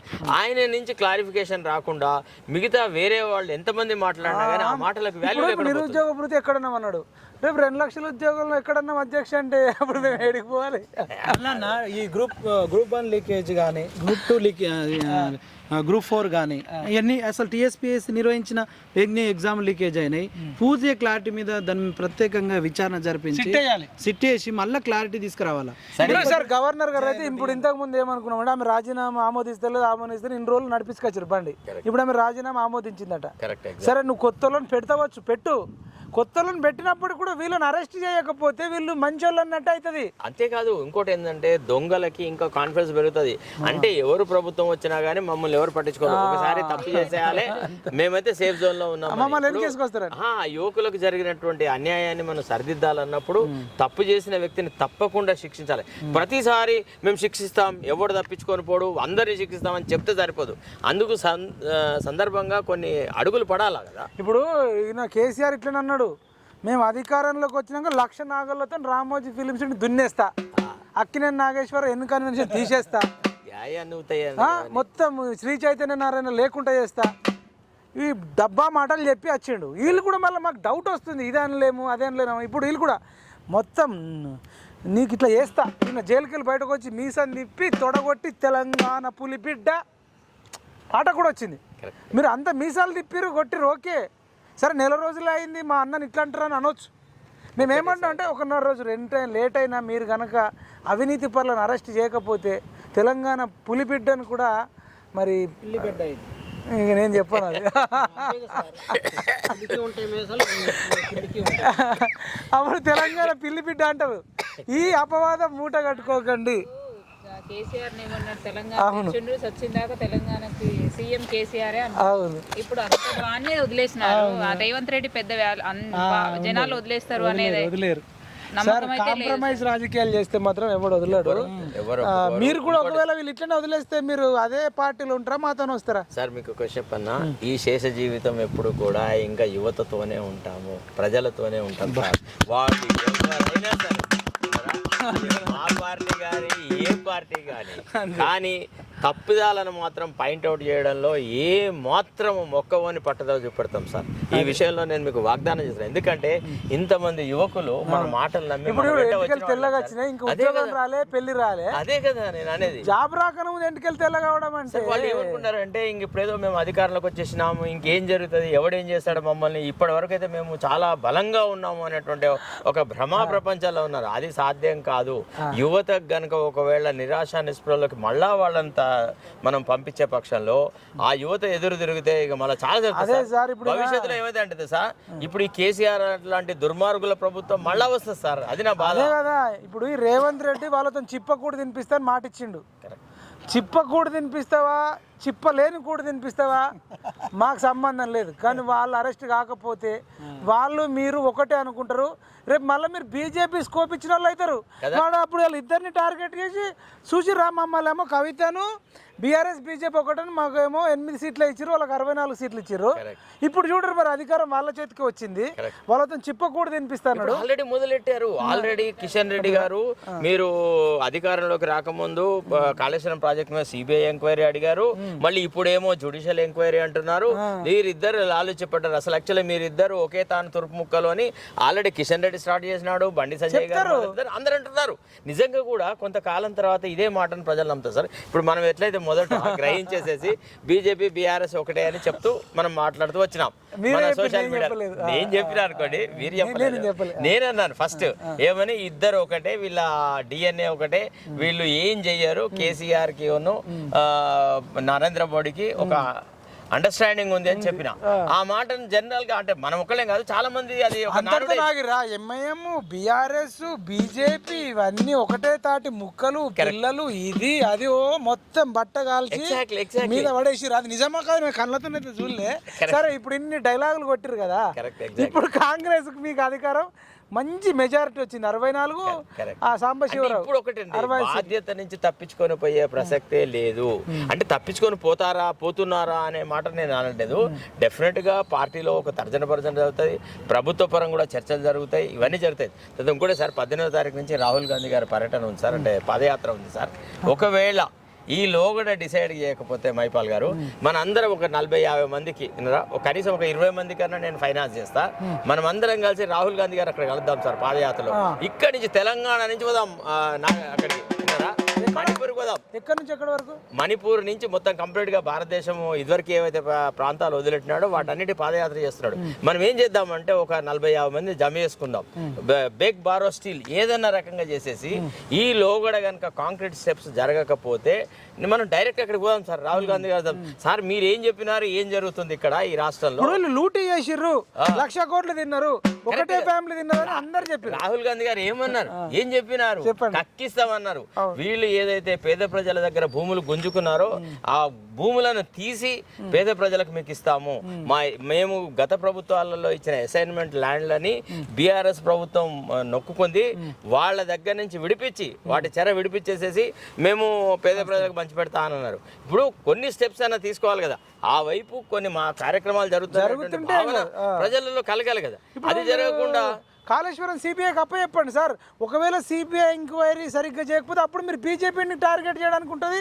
సార్ ఒక విషయం అన్న, అసలు ఈ జ్యుడిషియల్ ఎంక్వైరీ అనేది ఇది అంత అసంబద్ధం. ఎన్ని రోజులకు అవుతుంది, ఎట్లయితుంది? ఇప్పుడు చూడండి, వామన్ రావు దంపతులను నరికిన వాళ్ళు కరెక్టే అలా చరిత్ర బీఆర్ఎస్ చరిత్ర. ఇంకోటి ఏంటంటే సార్, ఇప్పుడు ఈ ఏదైతే ఉందో ఈ జ్యుడిషియల్ ఎంక్వైరీ అనేది ఉందో, అసలు ఏ జడ్జి ముందుకు రాడు sir. My bit of my experience. ఎందుకంటే ఇది రాజకీయ వివాదం సార్. కాళేశ్వరం అనేది ఒక రాజకీయమైన అంశం. అదే అంశం మీద ఈనాడు ప్రభుత్వం కూలిపోవడం జరిగింది. ఇట్లాంటి వివాదాన్ని ఎవడు జ్యుడిషియల్ కమిషన్ కి ఇయ్యరు. సిట్టింగ్ జడ్జి ఎవరు ముందుకు రారు. వచ్చిన ఇప్పుడు నిన్నగాక మనం ఆంధ్రాలో చూసినాం సార్, ఆమె district judge, ACB court judge Chandrababu నాయుడుకి బెయిల్ ఇవ్వలేదు. ఆమెను కులం, గోత్రం, మతం, ఆమె ఏడబుట్టింది, ఎక్కడ ఎల్ఎల్బి చదివింది, ఎవరి దగ్గర జూనియర్షిప్ చేసింది, ఏనాడు ఆమె డిస్ట్రిక్ట్ జడ్జి సోషల్ మీడియాలో పెడతారు పెట్టి మొత్తం న్యాయ వ్యవస్థ మీద ట్రోలింగ్ చేసేసి ఆమెను ఇంకొక డిస్ట్రిక్ట్ జడ్జి ఎవరు ఇట్లాంటి కేసు టేకప్ చేయకుండా ఏదో కారణాలతో తప్పించుకొని పోయే పరిస్థితిని మనం క్రియేట్ చేస్తాం. అట్లనే రేపు హైకోర్టు సిట్టింగ్ జడ్జిని కనుక ఇట్లాంటి వాటికి మనం వినియోగించే పక్షంలో ఆ జడ్జి మీద ట్రోల్ చేయాలన్న గ్యారంటీ ఏముంది సార్? ఎందుకు చేస్తారు? చాలా ఎట్లా చేస్తారు? చేస్తారు కదా న్యాచురల్ గా. ఇప్పుడు నీవు చెప్పిన విద్యే నీరజాక్ష, నువ్వేం చేసినావో అదే చేస్తాం కదా, అంతేనా జరుగుతుందా లేదా? కాబట్టి ఏంటంటే జుడిషియరీ కూడా ఇట్లాంటి అంశాల మీద తలదూరుస్తుందా అనేది ఐఎమ్ వెరీ మచ్ డౌట్ఫుల్. నిజంగా కూడా అసలు ఇవి జుడిషియల్ కమిషన్కి ఇచ్చేటువంటి అంశాలు కాదు సార్. మీకు ఒక క్వశ్చన్ చెప్తాను sir. The best of the best judges justice Venkatachaliah, ఆయన నేతృత్వంలో సర్కారియా కమిషన్ వచ్చింది. ఏం జరిగింది సార్? సర్కారియా కమిషన్ రికమెండేషన్ ఎన్ని అమలైనాయి ఇప్పటి వరకు? చెప్పండి ఒక మాట. ఏం జరగలేదు. సర్కారీ చరిత్ర అంతా చూసుకుంటే చాలా. అతను ఏమన్నాడు? Active politician should not be appointed as a governor అన్నాడు. జరుగుతుందా? ఇక్కడ ముఖ్యమంత్రి పదవి పోగానే నెక్స్ట్ డేనే గవర్నర్ చేసి పారేస్తున్నారు. యాక్టివ్ పాలిటిక్స్ లో ఉన్న వాళ్ళందరికీ గవర్నర్ పదవులు ఉన్నాయి. ఇవాళ కనుక మనం భారతదేశంలో ఎంతమంది గవర్నర్లు ఉన్నారని కనుక మనం పరిష్కరిస్తే అందులో 70% మంది యాక్టివ్ పాలిటిషియన్స్ సార్. ఆయా రాష్ట్రాలలో వాళ్ళు రాజకీయంగా వాళ్ళు ఇమడలేకపోతే వాళ్ళని గవర్నర్ గా పంపించినారు. సో ఇట్లాంటి విషయాల మీద జ్యుడిషియల్ కమిషన్ అనేది పని చెయ్యదు. దీని ఒక వ్యర్థ ప్రయోజనము. దీనివల్ల ఒరిగేది ఉండదు, తరగదు సార్. వీళ్ళని అరెస్ట్ చేయాలంటే ఒక్క కాళేశ్వరమే కాదు. ఇప్పుడు సరిత ఎగ్జాంపుల్లో ఈయన చేస్తే సీఎండీకి కూడా సంబంధిత మంత్రి, విద్యుత్ శాఖ మంత్రి ఉంటాడు. ఇప్పుడు వాడిని అరెస్ట్ చేయాలి, వాని పైన ఇంకోటి ఉంటాడు. ఇదంతా టూలు. మళ్ళీ ఇంకోటి ప్రగతి భవన్ లో కూడా కుక్కల షెడ్ కోసం 12 లక్షల. అదేనా పేపర్లో కుక్కల షెడ్కు 2 కోట్లు 12 లక్షలు, ఇంకో దానికి ఇవన్నీ కరప్షనే కదా. అంటే ఒకటేంది సార్, ఇప్పుడు వీటికి ఇవి కరెక్టేనా కాదా అనే విషయం పత్రికల్లో వచ్చిన ఆధారంగా మనం దాన్ని ఇదే కరెక్ట్ అయిందని చెప్పలేక మనం ఆ విషయాలు ప్రస్తావించలేదు. కాకపోతే ఏంటంటే ప్రతి అంశంలో అవినీతి అనేది ముడిపడినది. కాళేశ్వరం ప్రాజెక్టుతో మొదలిస్తే ప్రతి ఇరిగేషన్ ప్రాజెక్ట్ లోపల బీఆర్ఎస్ వాళ్ళు అవినీతికి పాల్పడ్డాడు. లేకపోతే సార్ స్లిప్పర్లతోని ట్రంక్ పెట్టే పట్టుకొని వచ్చిన హరీష్ రావుకి కొన్ని వేల కోట్లు ఎట్లా వచ్చినాయి మనం చెప్పలేదు కదా. వాళ్ళ బంధు హనుమంతరావు చెప్పినాడు కదా, మైనంపల్లి హనుమంతరావు చెప్పాడు కదా. కవితకి అంత సంపద ఎక్కడి నుంచి 20 లక్షల వాచ్ ఎట్లా వచ్చింది సార్? అదే కదా. ఇప్పుడు వాళ్ళ ఇళ్లలోకి మనం రాణిస్తారా? ఇప్పుడు మనం ఒకసారి పోదాం, హోమ్ టూర్ చేద్దాం సార్. రాణిస్తారా? హరీష్ రావు ఇంటికి రాణిస్తారా? కేటీఆర్ తన జన్వాడ ఫామ్ హౌస్కి రాణిస్తాడా? లేకపోతే ఎవరు రాణిస్తారు చెప్పండి? నంది నగర్లో ఉన్న కేసీఆర్ ఇంటికి మనం పోవచ్చా? ఏ రకమైనటువంటి విలాసంతో జీవితం గడుపుతారు. ఓడిపోయిన వాళ్ళు కూడా ఇంకా అద్భుతమైనటువంటి జీవితం ఈనాడు గడుపుతుంటే వాళ్ళని చూసి పేద ప్రజలు ఏమనుకుంటారు? అరే తప్పు చేసిన వాళ్ళని శిక్షిస్తా అన్నారు కదా, వీళ్ళు శిక్షించట్లేదని ఇంకా కొంతమందికి అవినీతికి పాల్పడాలన్న కోరిక వస్తుంది. ఇప్పుడు ఏంటంటే చాలా రోజుల తర్వాత మేము అధికారంలోకి వచ్చినాం కాబట్టి మేము కూడా వాళ్ళలాగా దండుకుందామా అనేటువంటి అవకాశాల కోసం కూడా కొంతమంది వెయిట్ చేస్తారు, విన్నారా? కాబట్టి దయచేసి ప్రభుత్వ పరంగా అవినీతి పరుల మీద కాంక్రీట్ స్టెప్స్ టేకప్ చేయాలా, లేకపోతే జరిగేటువంటి పరిణామాలు చాలా చాలా దారుణంగా ఉంటుంది. అవినీతిని రాజకీయ నాయకులు కనబడితేనే రాళ్లతో కొట్టే రోజులు వస్తాయి. అప్పుడు అంతే కదా, తీసుకొస్తున్నారు సార్. ఇప్పుడు నిధులు లేవు అని అంటే నాది ఒక సలహా సార్. ఇప్పుడు ఎమ్మెల్యేలు ఉన్నారు కదా, మంత్రులు ఉన్నారు కదా, ఓ 2 నెలల జీతాలు రాష్ట్ర ప్రభుత్వానికి అప్పగించాలి.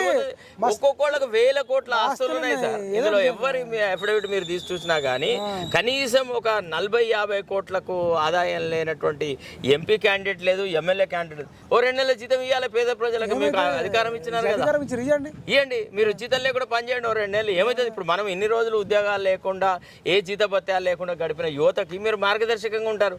ఆస్టిరిటీ చేయండి, సింపుల్ సిటీగా ఉండండి, ఆర్భాటాలకు పోకండి, అనవసరంగా కోట్ల రూపాయలు ఖర్చు పెట్టకండి.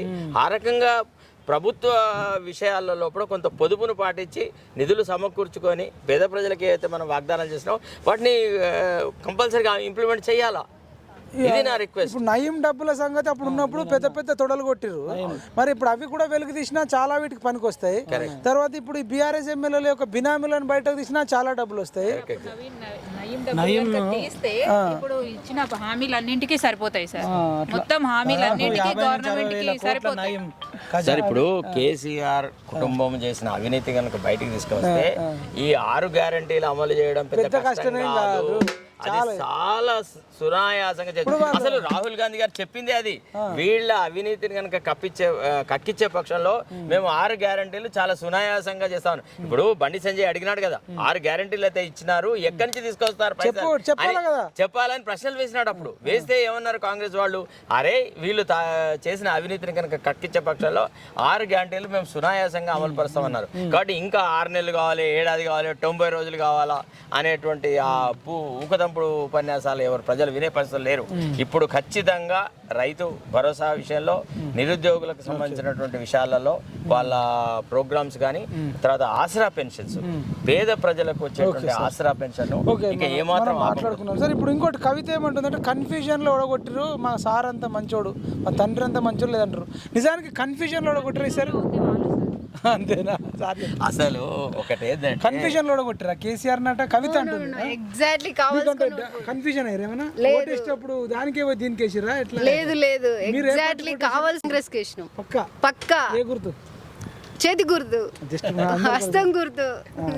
అది కాదండి, అంటే కవిత అంటుంది కన్ఫ్యూజన్ లో కవిత కానీ కేటీఆర్ కానీ ఇంకా కూడా దురహంకార పూరితంగా మాట్లాడుతున్నారు. ఏదో ప్రజలు ఓడగొట్టాలన్న ఉద్దేశం లేకుండానే ఏదో ఏమరపాటులో ఓటు వేసేసి వీళ్ళని ఓడగొట్టినారు అనేటువంటి మాట అది ఈనాడు జీర్ణించుకోలేకపోతుంది సార్. అసలు ఇంకా కూడా వాళ్ళు అయ్యో ప్రజాస్వామ్యంలో ప్రజల తీర్పు మారింది, మేము చేసిన పొరపాట్లను సరిదిద్దుకుంటాం, భవిష్యత్తులో మీ ఆలోచన ప్రకారంగా మేము ప్రభుత్వం మేము అవినీతి చేయలేదని చెప్పట్లేదు. యూట్యూబ్ ఛానల్స్ మీద కూడా స్క్రోల్ చేసినారు. నేను 30 యూట్యూబ్ ఛానల్ 30 మెడికల్ కాలేజీలు బదులు 30 యూట్యూబ్ ఛానల్ పెడితే గెలిచేవాడిని. 32 అంత జనాలు అంత తెలివి లేకుండా లేరు సార్. 32 యూట్యూబ్ ఛానల్ పెడితే గెలిచేవాళ్ళు వాళ్ళు గెలవకపోయారు. 32 కాదు సార్, అలాగే అసలు యూట్యూబ్ ఛానల్ లేవా? మీడియా ఉంది, పత్రికలు ఉన్నాయి, ఆఫ్ మనీ ఉన్నాయి, 1000 కోట్లు పెట్టారు. సార్ దేశంలో కూడా ఒక రాజకీయ పార్టీ తన ఆఫీసులోనే ఒక మీడియా ఛానల్ పెట్టినటువంటి పార్టీ బీఆర్ఎస్ సార్. బీఆర్ఎస్ యొక్క ఆదాయం ఎంత, వాళ్ళ ఆస్తులు ఎంత అనేది కనుక మనం గమనిస్తే ఆశ్చర్యపోతాం. భారతదేశంలో కూడా అతి సంపన్నమైనటువంటి పార్టీ బీఆర్ఎస్. ఇంకెంత ఉందో. ఇవాళ మనము సిటీ పెరిఫెరీలోకి పోతే ఏ భూముల మీద కబ్జా చూసినా గానీ ఇవన్నీ బీఆర్ఎస్ వాళ్ళు చేస్తారు. ఇప్పుడు దానం నాగేందర్ కు సంబంధించి వస్తున్నాయా లేదా? అటనే ఇంకొక మల్లారెడ్డి గురించి, ఇది అందరి గురించి వస్తున్నాయి కదా. నేను అనేది ఏమంటే అసలు ఫస్ట్ ఆఫ్ ఆల్ ఈ అవినీతి పరుల పట్ల ప్రభుత్వానికి 0 టాలరెన్స్ ఉండాలి. They should proceed against these buggers.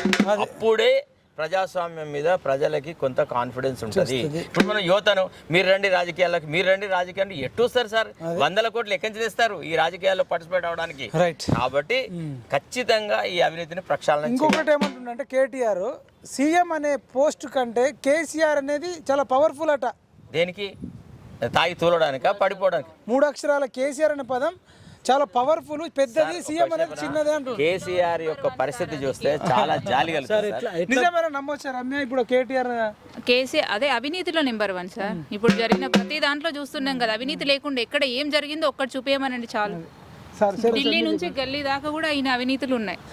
నిజంగా కేసీఆర్ అనే 3 అక్షరాలు చాలా పవర్ఫుల్ అట సీఎం పోస్ట్ కన్నా. మరి అట్లాంటప్పుడు సీఎంకి ఎందుకు వీళ్ళు పోటీ చేసిర్రు? చిన్నదైనప్పుడు వదిలేస్తే అయిపోతుంది కదా సార్. ఒక విషయం సార్, మీరు చెప్పండి సార్. ఇప్పుడు ఒక విషయం చెప్పాలి సార్. యాక్చువల్లీ కేసీఆర్ పేరు అందరికి తెలుసు, ప్రజలకు తెలుసు అనే మాట వాస్తవం. కానీ ఎట్లా ప్రతీతి అతనికి ఎట్లా పలుకుబడి వచ్చిందంటే ఒక అవినీతి పరుడుగా ప్రజలు అవినీతిలో అవినీతివంతమైనటువంటి పరిపాలన బీఆర్ఎస్ పరిపాలన అనే విషయము గ్రాస్ రూట్ లెవెల్ వర్కర్ వరకు సార్. పెన్షన్లు లేవు, అంటే మన రేషన్ కార్డులు లేవు, తర్వాత ఆధార్ కార్డులు లేవు. ఎన్ని రకాలుగా ప్రజల మంచి సార్. ధరణితో జరిగినటువంటి అరాచకాలు చెప్పనలవిగా. బెల్ట్ షాపులు, గంజాయి, డ్రగ్స్, పిల్లలలో ఇవాళ హై స్కూల్ స్థాయి పిల్లలు కూడా డ్రగ్స్కి అలవాటు పడ్డారు. ఇదంతా ఈ నిర్వాహకం అంతా ఎట్లా జరిగింది? సార్ కేసీఆర్ వచ్చిన కొత్తలో ఐ రిమెంబర్ మాకేం చెప్పినాడు అంటే పత్తాలాట క్లబ్బులు ఎక్కడ ఉండద్దు, ఈ వ్యవహారాలు జరగద్దని చెప్పి అన్ని క్లబ్బుల మీద ఒక వార్ ఫుటింగ్ లోపల అటాకులు జరిపేసేసి పత్తాలాటను ఆపినాము. తర్వాత మనకు ఆన్లైన్ రమ్మింగ్ బెట్టింగ్ మీద మనము నిషేధంగా కొన్ని చట్టాలు తయారు చేసినాము. అంతేకాదు ఈ ఆన్లైన్లో ఇట్లాంటి వాళ్ళ మీద పీడీ యాక్ట్లు పెట్టి కొంతమందిని మనం జైళ్ళలోకి తీసుకుపోయినాం. ఇప్పుడు ఆ పట్టుదల ఏది గంజాయి వాటి మీద ఎందుకు చేయలేకపోయినాడు కేసీఆర్ అంటే కేసీఆర్ కుటుంబ సభ్యులు కేసీఆర్ని మభ్యపెట్టినారు. ఒక రకంగా ఆయనను బందీగా చేసేసి ఆయనను వాస్తవంగా ఆలోచించలేక చేసినాడు. అతను దుర్బలుడైనటువంటి రాజు అంటే ధృతరాష్ట్రుల్లాగా మారిపోయినాడు. ఈ దౌర్జన్యం చేసేటువంటి ఈ దుర్యోధన్ని కంట్రోల్ చేయలేదు. వాళ్ళు ఎంత దుర్మార్గులు అంటే వాడు ఇట్లా లేపి వాడిని బండబెట్టారు కదా. వాస్తవానికి ఇట్లా జరుగుతుందని చెప్తే కొన్ని సీట్లు ఎక్కువ గెలిచేదేమో అధికారం వచ్చేది. ఓడిపోయినాక కూడా ఇంకా కేసీఆర్ అనే పదమే పవర్ఫుల్, కేసీఆర్ అనేటోడు డింగానా, కేసీఆర్ అనేటోడు అదంటే ఇంకా మేము అబద్ధాలు చెప్తుంటే కాంగ్రెస్ యొక్క వైఫల్యాలు మాకు ఉపయోగకరంగా అవుతాయి, మనం తప్పు ఒప్పుకుంటే మనల్ని ప్రజలు క్షమించరు అన్నటువంటి ఒక రాంగ్ స్ట్రాటజీలో కేటీఆర్ పోతున్నాడు. అంటే of course KTR is lumpen, understand. అతనికి ఏం తెలియదు, అతనికి రాజకీయాల జీవితంలో ఓయూ లైబ్రరీకి రాలే, ఓయూలో కూడా అడుగు పెట్టినట్టు 10 ఏళ్ళ వచ్చిండా సార్. లేడీస్ వచ్చిండా. తెలంగాణ ఉద్యమంలో ఉస్మాన్ యూనివర్సిటీ చాలా కీలక పాత్ర పోషించింది. అలాంటి యూనివర్సిటీకి వచ్చి ఒక్క రోజు కూడా రాలేదు. అంటే ఎంత దుర్మార్గులు అయితే రారు, మంచోడైతే. ఇంకొక ముఖ్యమైన విషయం సార్, మనం ఈ యువతకు ముఖ్యంగా ఉస్మాన్ యూనివర్సిటీకి బాకీ పడాలి సార్. మీరు నేను ఉస్మాన్ యూనివర్సిటీ ప్రొడక్ట్స్ గా ఈ యూనివర్సిటీ వల్ల కార్డులాగా తయారు చేస్తారు. ఈ ఫ్యాకల్టీస్ లో ఎక్కడ రిక్రూట్మెంట్ జరగలేదు, అసిస్టెంట్ ప్రొఫెసర్ జరిగింది. ప్రొఫెసర్లు అసోసియేట్ ప్రొఫెసర్లను, అసిస్టెంట్ ప్రొఫెసర్లను అసోసియేట్ ఉన్నది. అది అసలు డ్యూరేషన్ పీరియడ్ లేకున్నా కూడా అది వీసీకి తొత్తులుగా ఉన్న వాళ్ళందరినీ ఎక్కువగా ప్రమోట్ చేసి ఒక మంత్లీ ఒక శాలరీ 1 lakh పెరిగేటట్టు చేసి అదంతా ఒక ఇప్పుడు చేసిర్రు. ఇవాళ నిన్న పేపర్ లో చూసినాం కదా. ఉస్మాన్ యూనివర్సిటీ మన తెలంగాణకు గుండెకాయ లాంటిది. దీని నుంచే ఎంతో మంది స్ఫూర్తి ప్రదాతలు, ఎంతో మంది గొప్ప వాళ్ళు, రాజకీయ నాయకులు ఎదిగారు. కాబట్టి ఈ యూనివర్సిటీని మళ్ళా పూర్వ వైభవం తీసుకురావడానికి తెలంగాణ వచ్చిందే ఉస్మానియా యూనివర్సిటీ కావచ్చు, తెలంగాణ నిరుద్యోగులతో, యువతతోని తెలంగాణ వచ్చింది. మహిళలు ఇక ఇదైతే మేము చెప్తున్నాం. అంటే యువతలో మహిళలు ఉంటారు, నిరుద్యోగులలో కూడా మహిళలు ఉంటారు. ఆ యువత ఎక్కువ అంటే పార్టిసిపేషన్.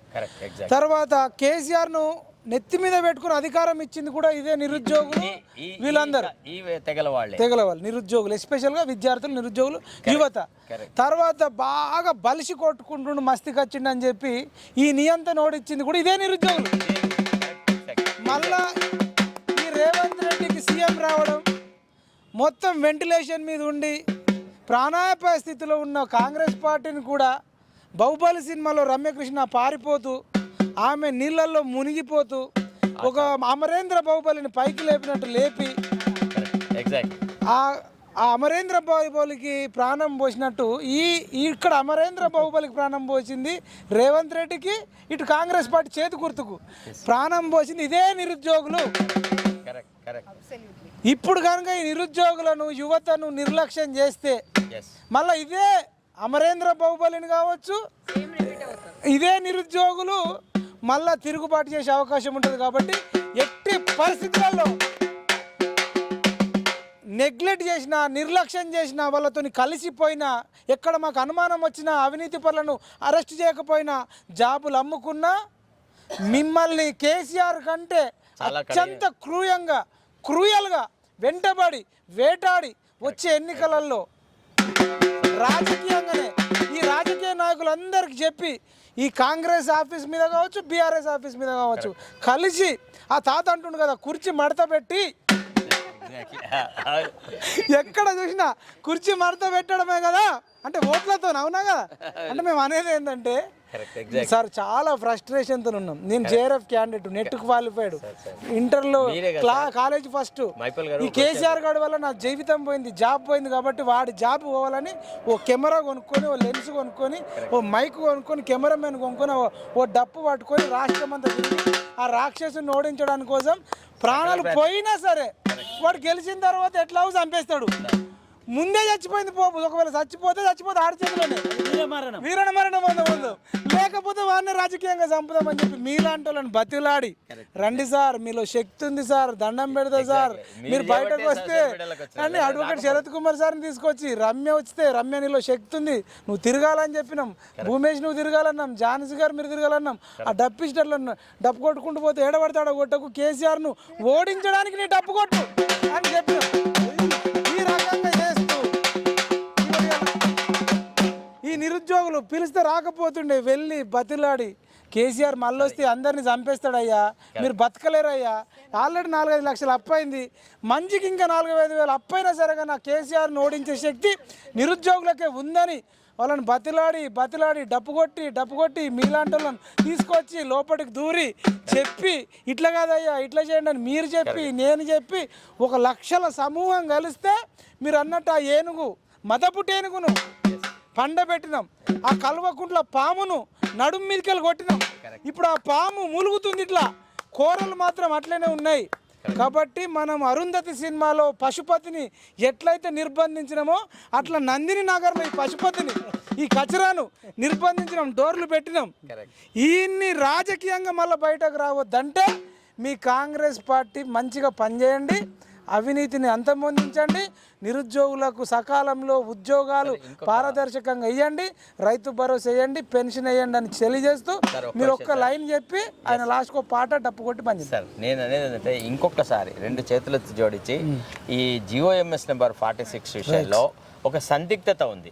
ఇది అవుతుందా కాదా, దీన్ని రద్దు చేస్తారా చేయరా, మీరు ఎన్నికలలో అయితే వాగ్దానం చేసినారో దాన్ని పరిపూర్ణం చేస్తారా చేయరా, ఏదో ఒక విషయం క్లారిటీ ఇవ్వండి సార్. ఇప్పుడు ఈ యువకులు చేసే ఫోన్లు ఒక చచ్చిపోతున్నాం, మీరే నన్ను అందరిని కట్టబెట్టి మా ఇంటికి పంపించినారు, వాళ్ళు కేసు వేసిన తర్వాత ఈనాడు 46 ఏం జరుగుతుంది అనేటువంటి విషయంలో ఇంకా క్లారిటీ లేదు. ఇప్పుడు వాళ్ళు ఏ ఉద్దేశంతో అయితే 46 తీసుకొచ్చినారో, అంటే గ్రామీణ ప్రాంతాల వాళ్ళకి అన్యాయం జరుగుతుందని చెప్పినారు, నిజానికి గ్రామీణ ప్రాంతాల వాళ్లకు అన్యాయం జరగడానికి, అన్యాయాన్ని సరిదిద్దడానికి GOMS నెంబర్ 46 రాలేదు. గ్రామీణ ప్రాంత యువకులను నాశనం చేయడానికి GOMS నెంబర్ 46 తీసుకొచ్చారు. అంతే. ఇప్పుడు తెలంగాణలో అంతా non local sir, Telangana state level జాబ్లకు ఎవరు ఎలిజిబుల్ కాదు డ్యూడ్. ఈ వీడియో చూసిన ప్రతి ఒక్కడు మేల్కోవాలి, ఈ తెలంగాణలో పుట్టినోడు నాన్ లోకలు, ఆంధ్రాకెళ్ళి, రాయలసీమకెళ్ళి, బీహార్కెళ్ళి, రాజస్థాన్, గుజరాత్ నుంచి వచ్చి ఇక్కడ 7 సంవత్సరాలు చదువుకున్నాడు లోకలు, మనం ఇక్కడనే పుట్టినోడు నాన్ లోకలు. మీరు ఇప్పటికన్నా మేలుకోకపోతే కావాలంటే GO46 గురించి ప్రతి ఒక్క నిరుద్యోగి చదవాలని కోరుకుంటున్నాం సార్. ఇంకోటి సార్, ఆ నోటిఫికేషన్లో కూడా ఎంత అసంబద్ధంగా ఉందంటే GOMS నెంబర్ 124లో ఏముంది, క్వాలిఫైయింగ్ ఇయర్కి కిందికి చూసి వాళ్ళు అర్హులు, వాళ్ళు లోకల్ క్యాండిడేట్ నాన్ లోకల్ అన్నారు. అంటే 4 years from the qualifying examination. అంటే ఫర్ ఎగ్జాంపుల్ ఇంటర్మీడియట్ క్వాలిఫికేషన్ కనుక ఫిక్స్ చేస్తే ఒక పర్టికులర్ రిక్రూట్మెంట్కి intermediate first year, second year, తర్వాత 10th, 9th చూసుకోవాలి. ఈ 1 to 7 అనేది అయితే అసలు ఈ కాన్సెప్ట్ అర్థమే లేదు. ఎందుకంటే దీస్ ఆర్ నాట్ అదే కదా sir, these are not preceded by any board examination. Qualifying examination ప్రాతిపదిక ఎందుకు పెట్టినారు, దాని వెనుక ఒక గొప్ప లాడబుల్ ఆబ్జెక్టివ్ ఉంది. దాన్ని కాదని ఏదైతే ఇప్పుడు ప్రైవేట్ ఇన్స్టిట్యూషన్స్ లో అక్కడక్కడ దొంగ సర్టిఫికేట్లు తెచ్చుకొని రిక్రూట్మెంట్ తీసుకురావడం అనేది తెలంగాణ యువకులకు అన్యాయం చేయండి సార్. అలా గవర్నమెంట్ లో అసిస్టెంట్ ఇంజనీర్ చాలా పెద్ద పోస్టే సరితకి ఇప్పించుకున్న వాళ్ళు ఒక 7వ తరగతి వరకు జరిగినట్టు బోనబడి ఇప్పించుకోలేరా సార్? ఈ ఏదంటే ఫస్ట్ ఆఫ్ ఆల్ మన తెలంగాణ యువకులకు, ముఖ్యంగా గ్రామీణ ప్రాంతాల్లో వచ్చిన యువకులకు చాలా అన్యాయం జరుగుతుంది. ఒక్క ఆదివాసి, చెంచులు, ఎవరు ఎలిజిబుల్ కాదు. గత కొంతకాలంగా వాళ్ళు అడుగుతుంటే, ఆ యువకులు అడుగుతుంటే, మీరు ఏదన్నా రకంగా సీతక్కతోనో లేకపోతే వీళ్ళతోనో ఎవరితోనే మల్లు భట్ట విక్రమార్కతోనో అపాయింట్మెంట్ తీసుకోండి అయ్యా, నేను కూడా వస్తాను మీతో పాటు వచ్చి ఎక్స్ప్లెయిన్ చేస్తా అంటే వాళ్ళకి అపాయింట్మెంట్ దొరకట్లేదట. చిరంజీవికి దొరికింది, నాగార్జునకు దొరికింది, మహేష్ బాబుకి దొరుకుతుంది, గుంటూరు కారం. ప్రజలతో మాట్లాడడానికి సమయం లేనట్టు పరిస్థితి. 46 విషయంలో ఏదో ఒక ఇదమిద్దంగా డిక్లేర్ అవసరం కూడా శ్రీలీల అడిగితే రేపే దొరుకుతాయి శ్రీలీలకు. అదే కదా, సామాన్య పౌరునికి మాత్రం దొరకదు. కేసీఆర్ నోడించడానికి పనిచేసారు. ఒక బలీయమైనటువంటి సమస్య ఈనాడు సమాజంలో ఉన్నప్పుడు దాన్ని అటు ఇటు తేల్చాలి. ఎన్నో రివ్యూ మీటింగ్లు పెడుతున్నారు కదా ముఖ్యమంత్రి. GOMS నెంబర్ 46 మీద కూడా ఒక మీటింగ్ పెట్టి ఆ యువకులతో మాట్లాడి, ఇప్పుడు చాలా మంది ఉన్నారు కదా, వాళ్ళ నాయకులు ఉన్నారు, పిలిచి జగ్గారెడ్డితో హాఫ్ అన్ అవర్ మాట్లాడిన పేపర్లో చూసినాం. కరెక్ట్. ఆ జగ్గారెడ్డితో 10 నిమిషాలలో పూర్తి చేసి 20 నిమిషాలు GO46 వాళ్ళకి ఇస్తే ఏదో ఒకటి తెలిసేసాలి. జగ్గారెడ్డి ఎక్కువ కష్టపడ్డా, జీవో 46 నిరుద్యోగులు ఎక్కువ అదే కష్టపడ్డా? కదా నేను అనేది. ఇప్పుడు అటో ఇటో తేల్చాలి కదా ఆ పిల్లల జీవితాలలో. ఇంకా ఎంతకాలం ఈ అనిశ్చిత పరిస్థితి? ఇప్పుడు ఏం చెప్పడము? ఆ కేసులు హియరింగ్ కు రావు, ఇక్కడ ప్రభుత్వ పరంగా ఒక విధాన నిర్ణయం జరగదు, 46 ఉండదని మీరే కదా ఆశలు రేకెత్తింపజేసింది. ఎవరండి? శ్రీధర్ బాబు గారు అన్నారు. తర్వాత మరి అప్పుడే మాత్రం కాదని చెప్పాల్సింది. మేము చెయ్యమని యువత రాకపోతే మనం మాటలు కోటలు దాటినాయి, అదే కదా ఇప్పుడు చేతులు పోయి లైబ్రరీ గడప కూడా దాటుతాయి. పరిస్థితి ఏంది అంటే ప్రతి యువకుడు వాళ్ళకి ఈజీగా సార్ మీ దయ వల్ల నా నెంబర్ అందరు యువకులకు దొరికింది సార్. ఇప్పుడు పల్ల రాత్రి సార్ 2 గంటల రాత్రి వరకు ఫోన్లే. 2 గంటలకు రాత్రి అంటే వాళ్ళు నిద్రపోరు, మన నిద్రపోని చాలా దారుణమైన పరిస్థితి ఏర్పడుతుంది సార్. 1:30కి ఫోన్ చేశారంటే ఈమెకు sir Sharath Kumar sir number ఇవ్వంటే నెంబర్ ఇచ్చాడు. అరే వాళ్ళు ఇప్పుడు మొదట sir conversation starts with a good note. Sir మీరు చాలా కృషి చేసినారు సార్, మీ వల్ల పార్టీకి చాలా లాభం జరిగింది సార్, కాంగ్రెస్ పార్టీ అధికారం రావడానికి మీరు చాలా అని మాట్లాడి సార్ మా జియోఎంఎస్ నెంబర్ 46కి ఎందుకు ఇంకా మీరు టైం ఇప్పించలేకపోతున్నారు సార్, ఎందుకు మాకు డైరెక్ట్ అడుగుతున్నారు. ఏం చెప్పాలి? ఈ ప్రశ్నలకు సమాధానం ఎవరు చెప్పాలా, ఎవరు ఇస్తారు? లేదు పోనీ చెయ్యం, ఓకే రైట్ మేము అబద్ధం ఆడినాం, మేము 46 యాజ్ ఇట్ ఈస్గా ఉంచుతాం.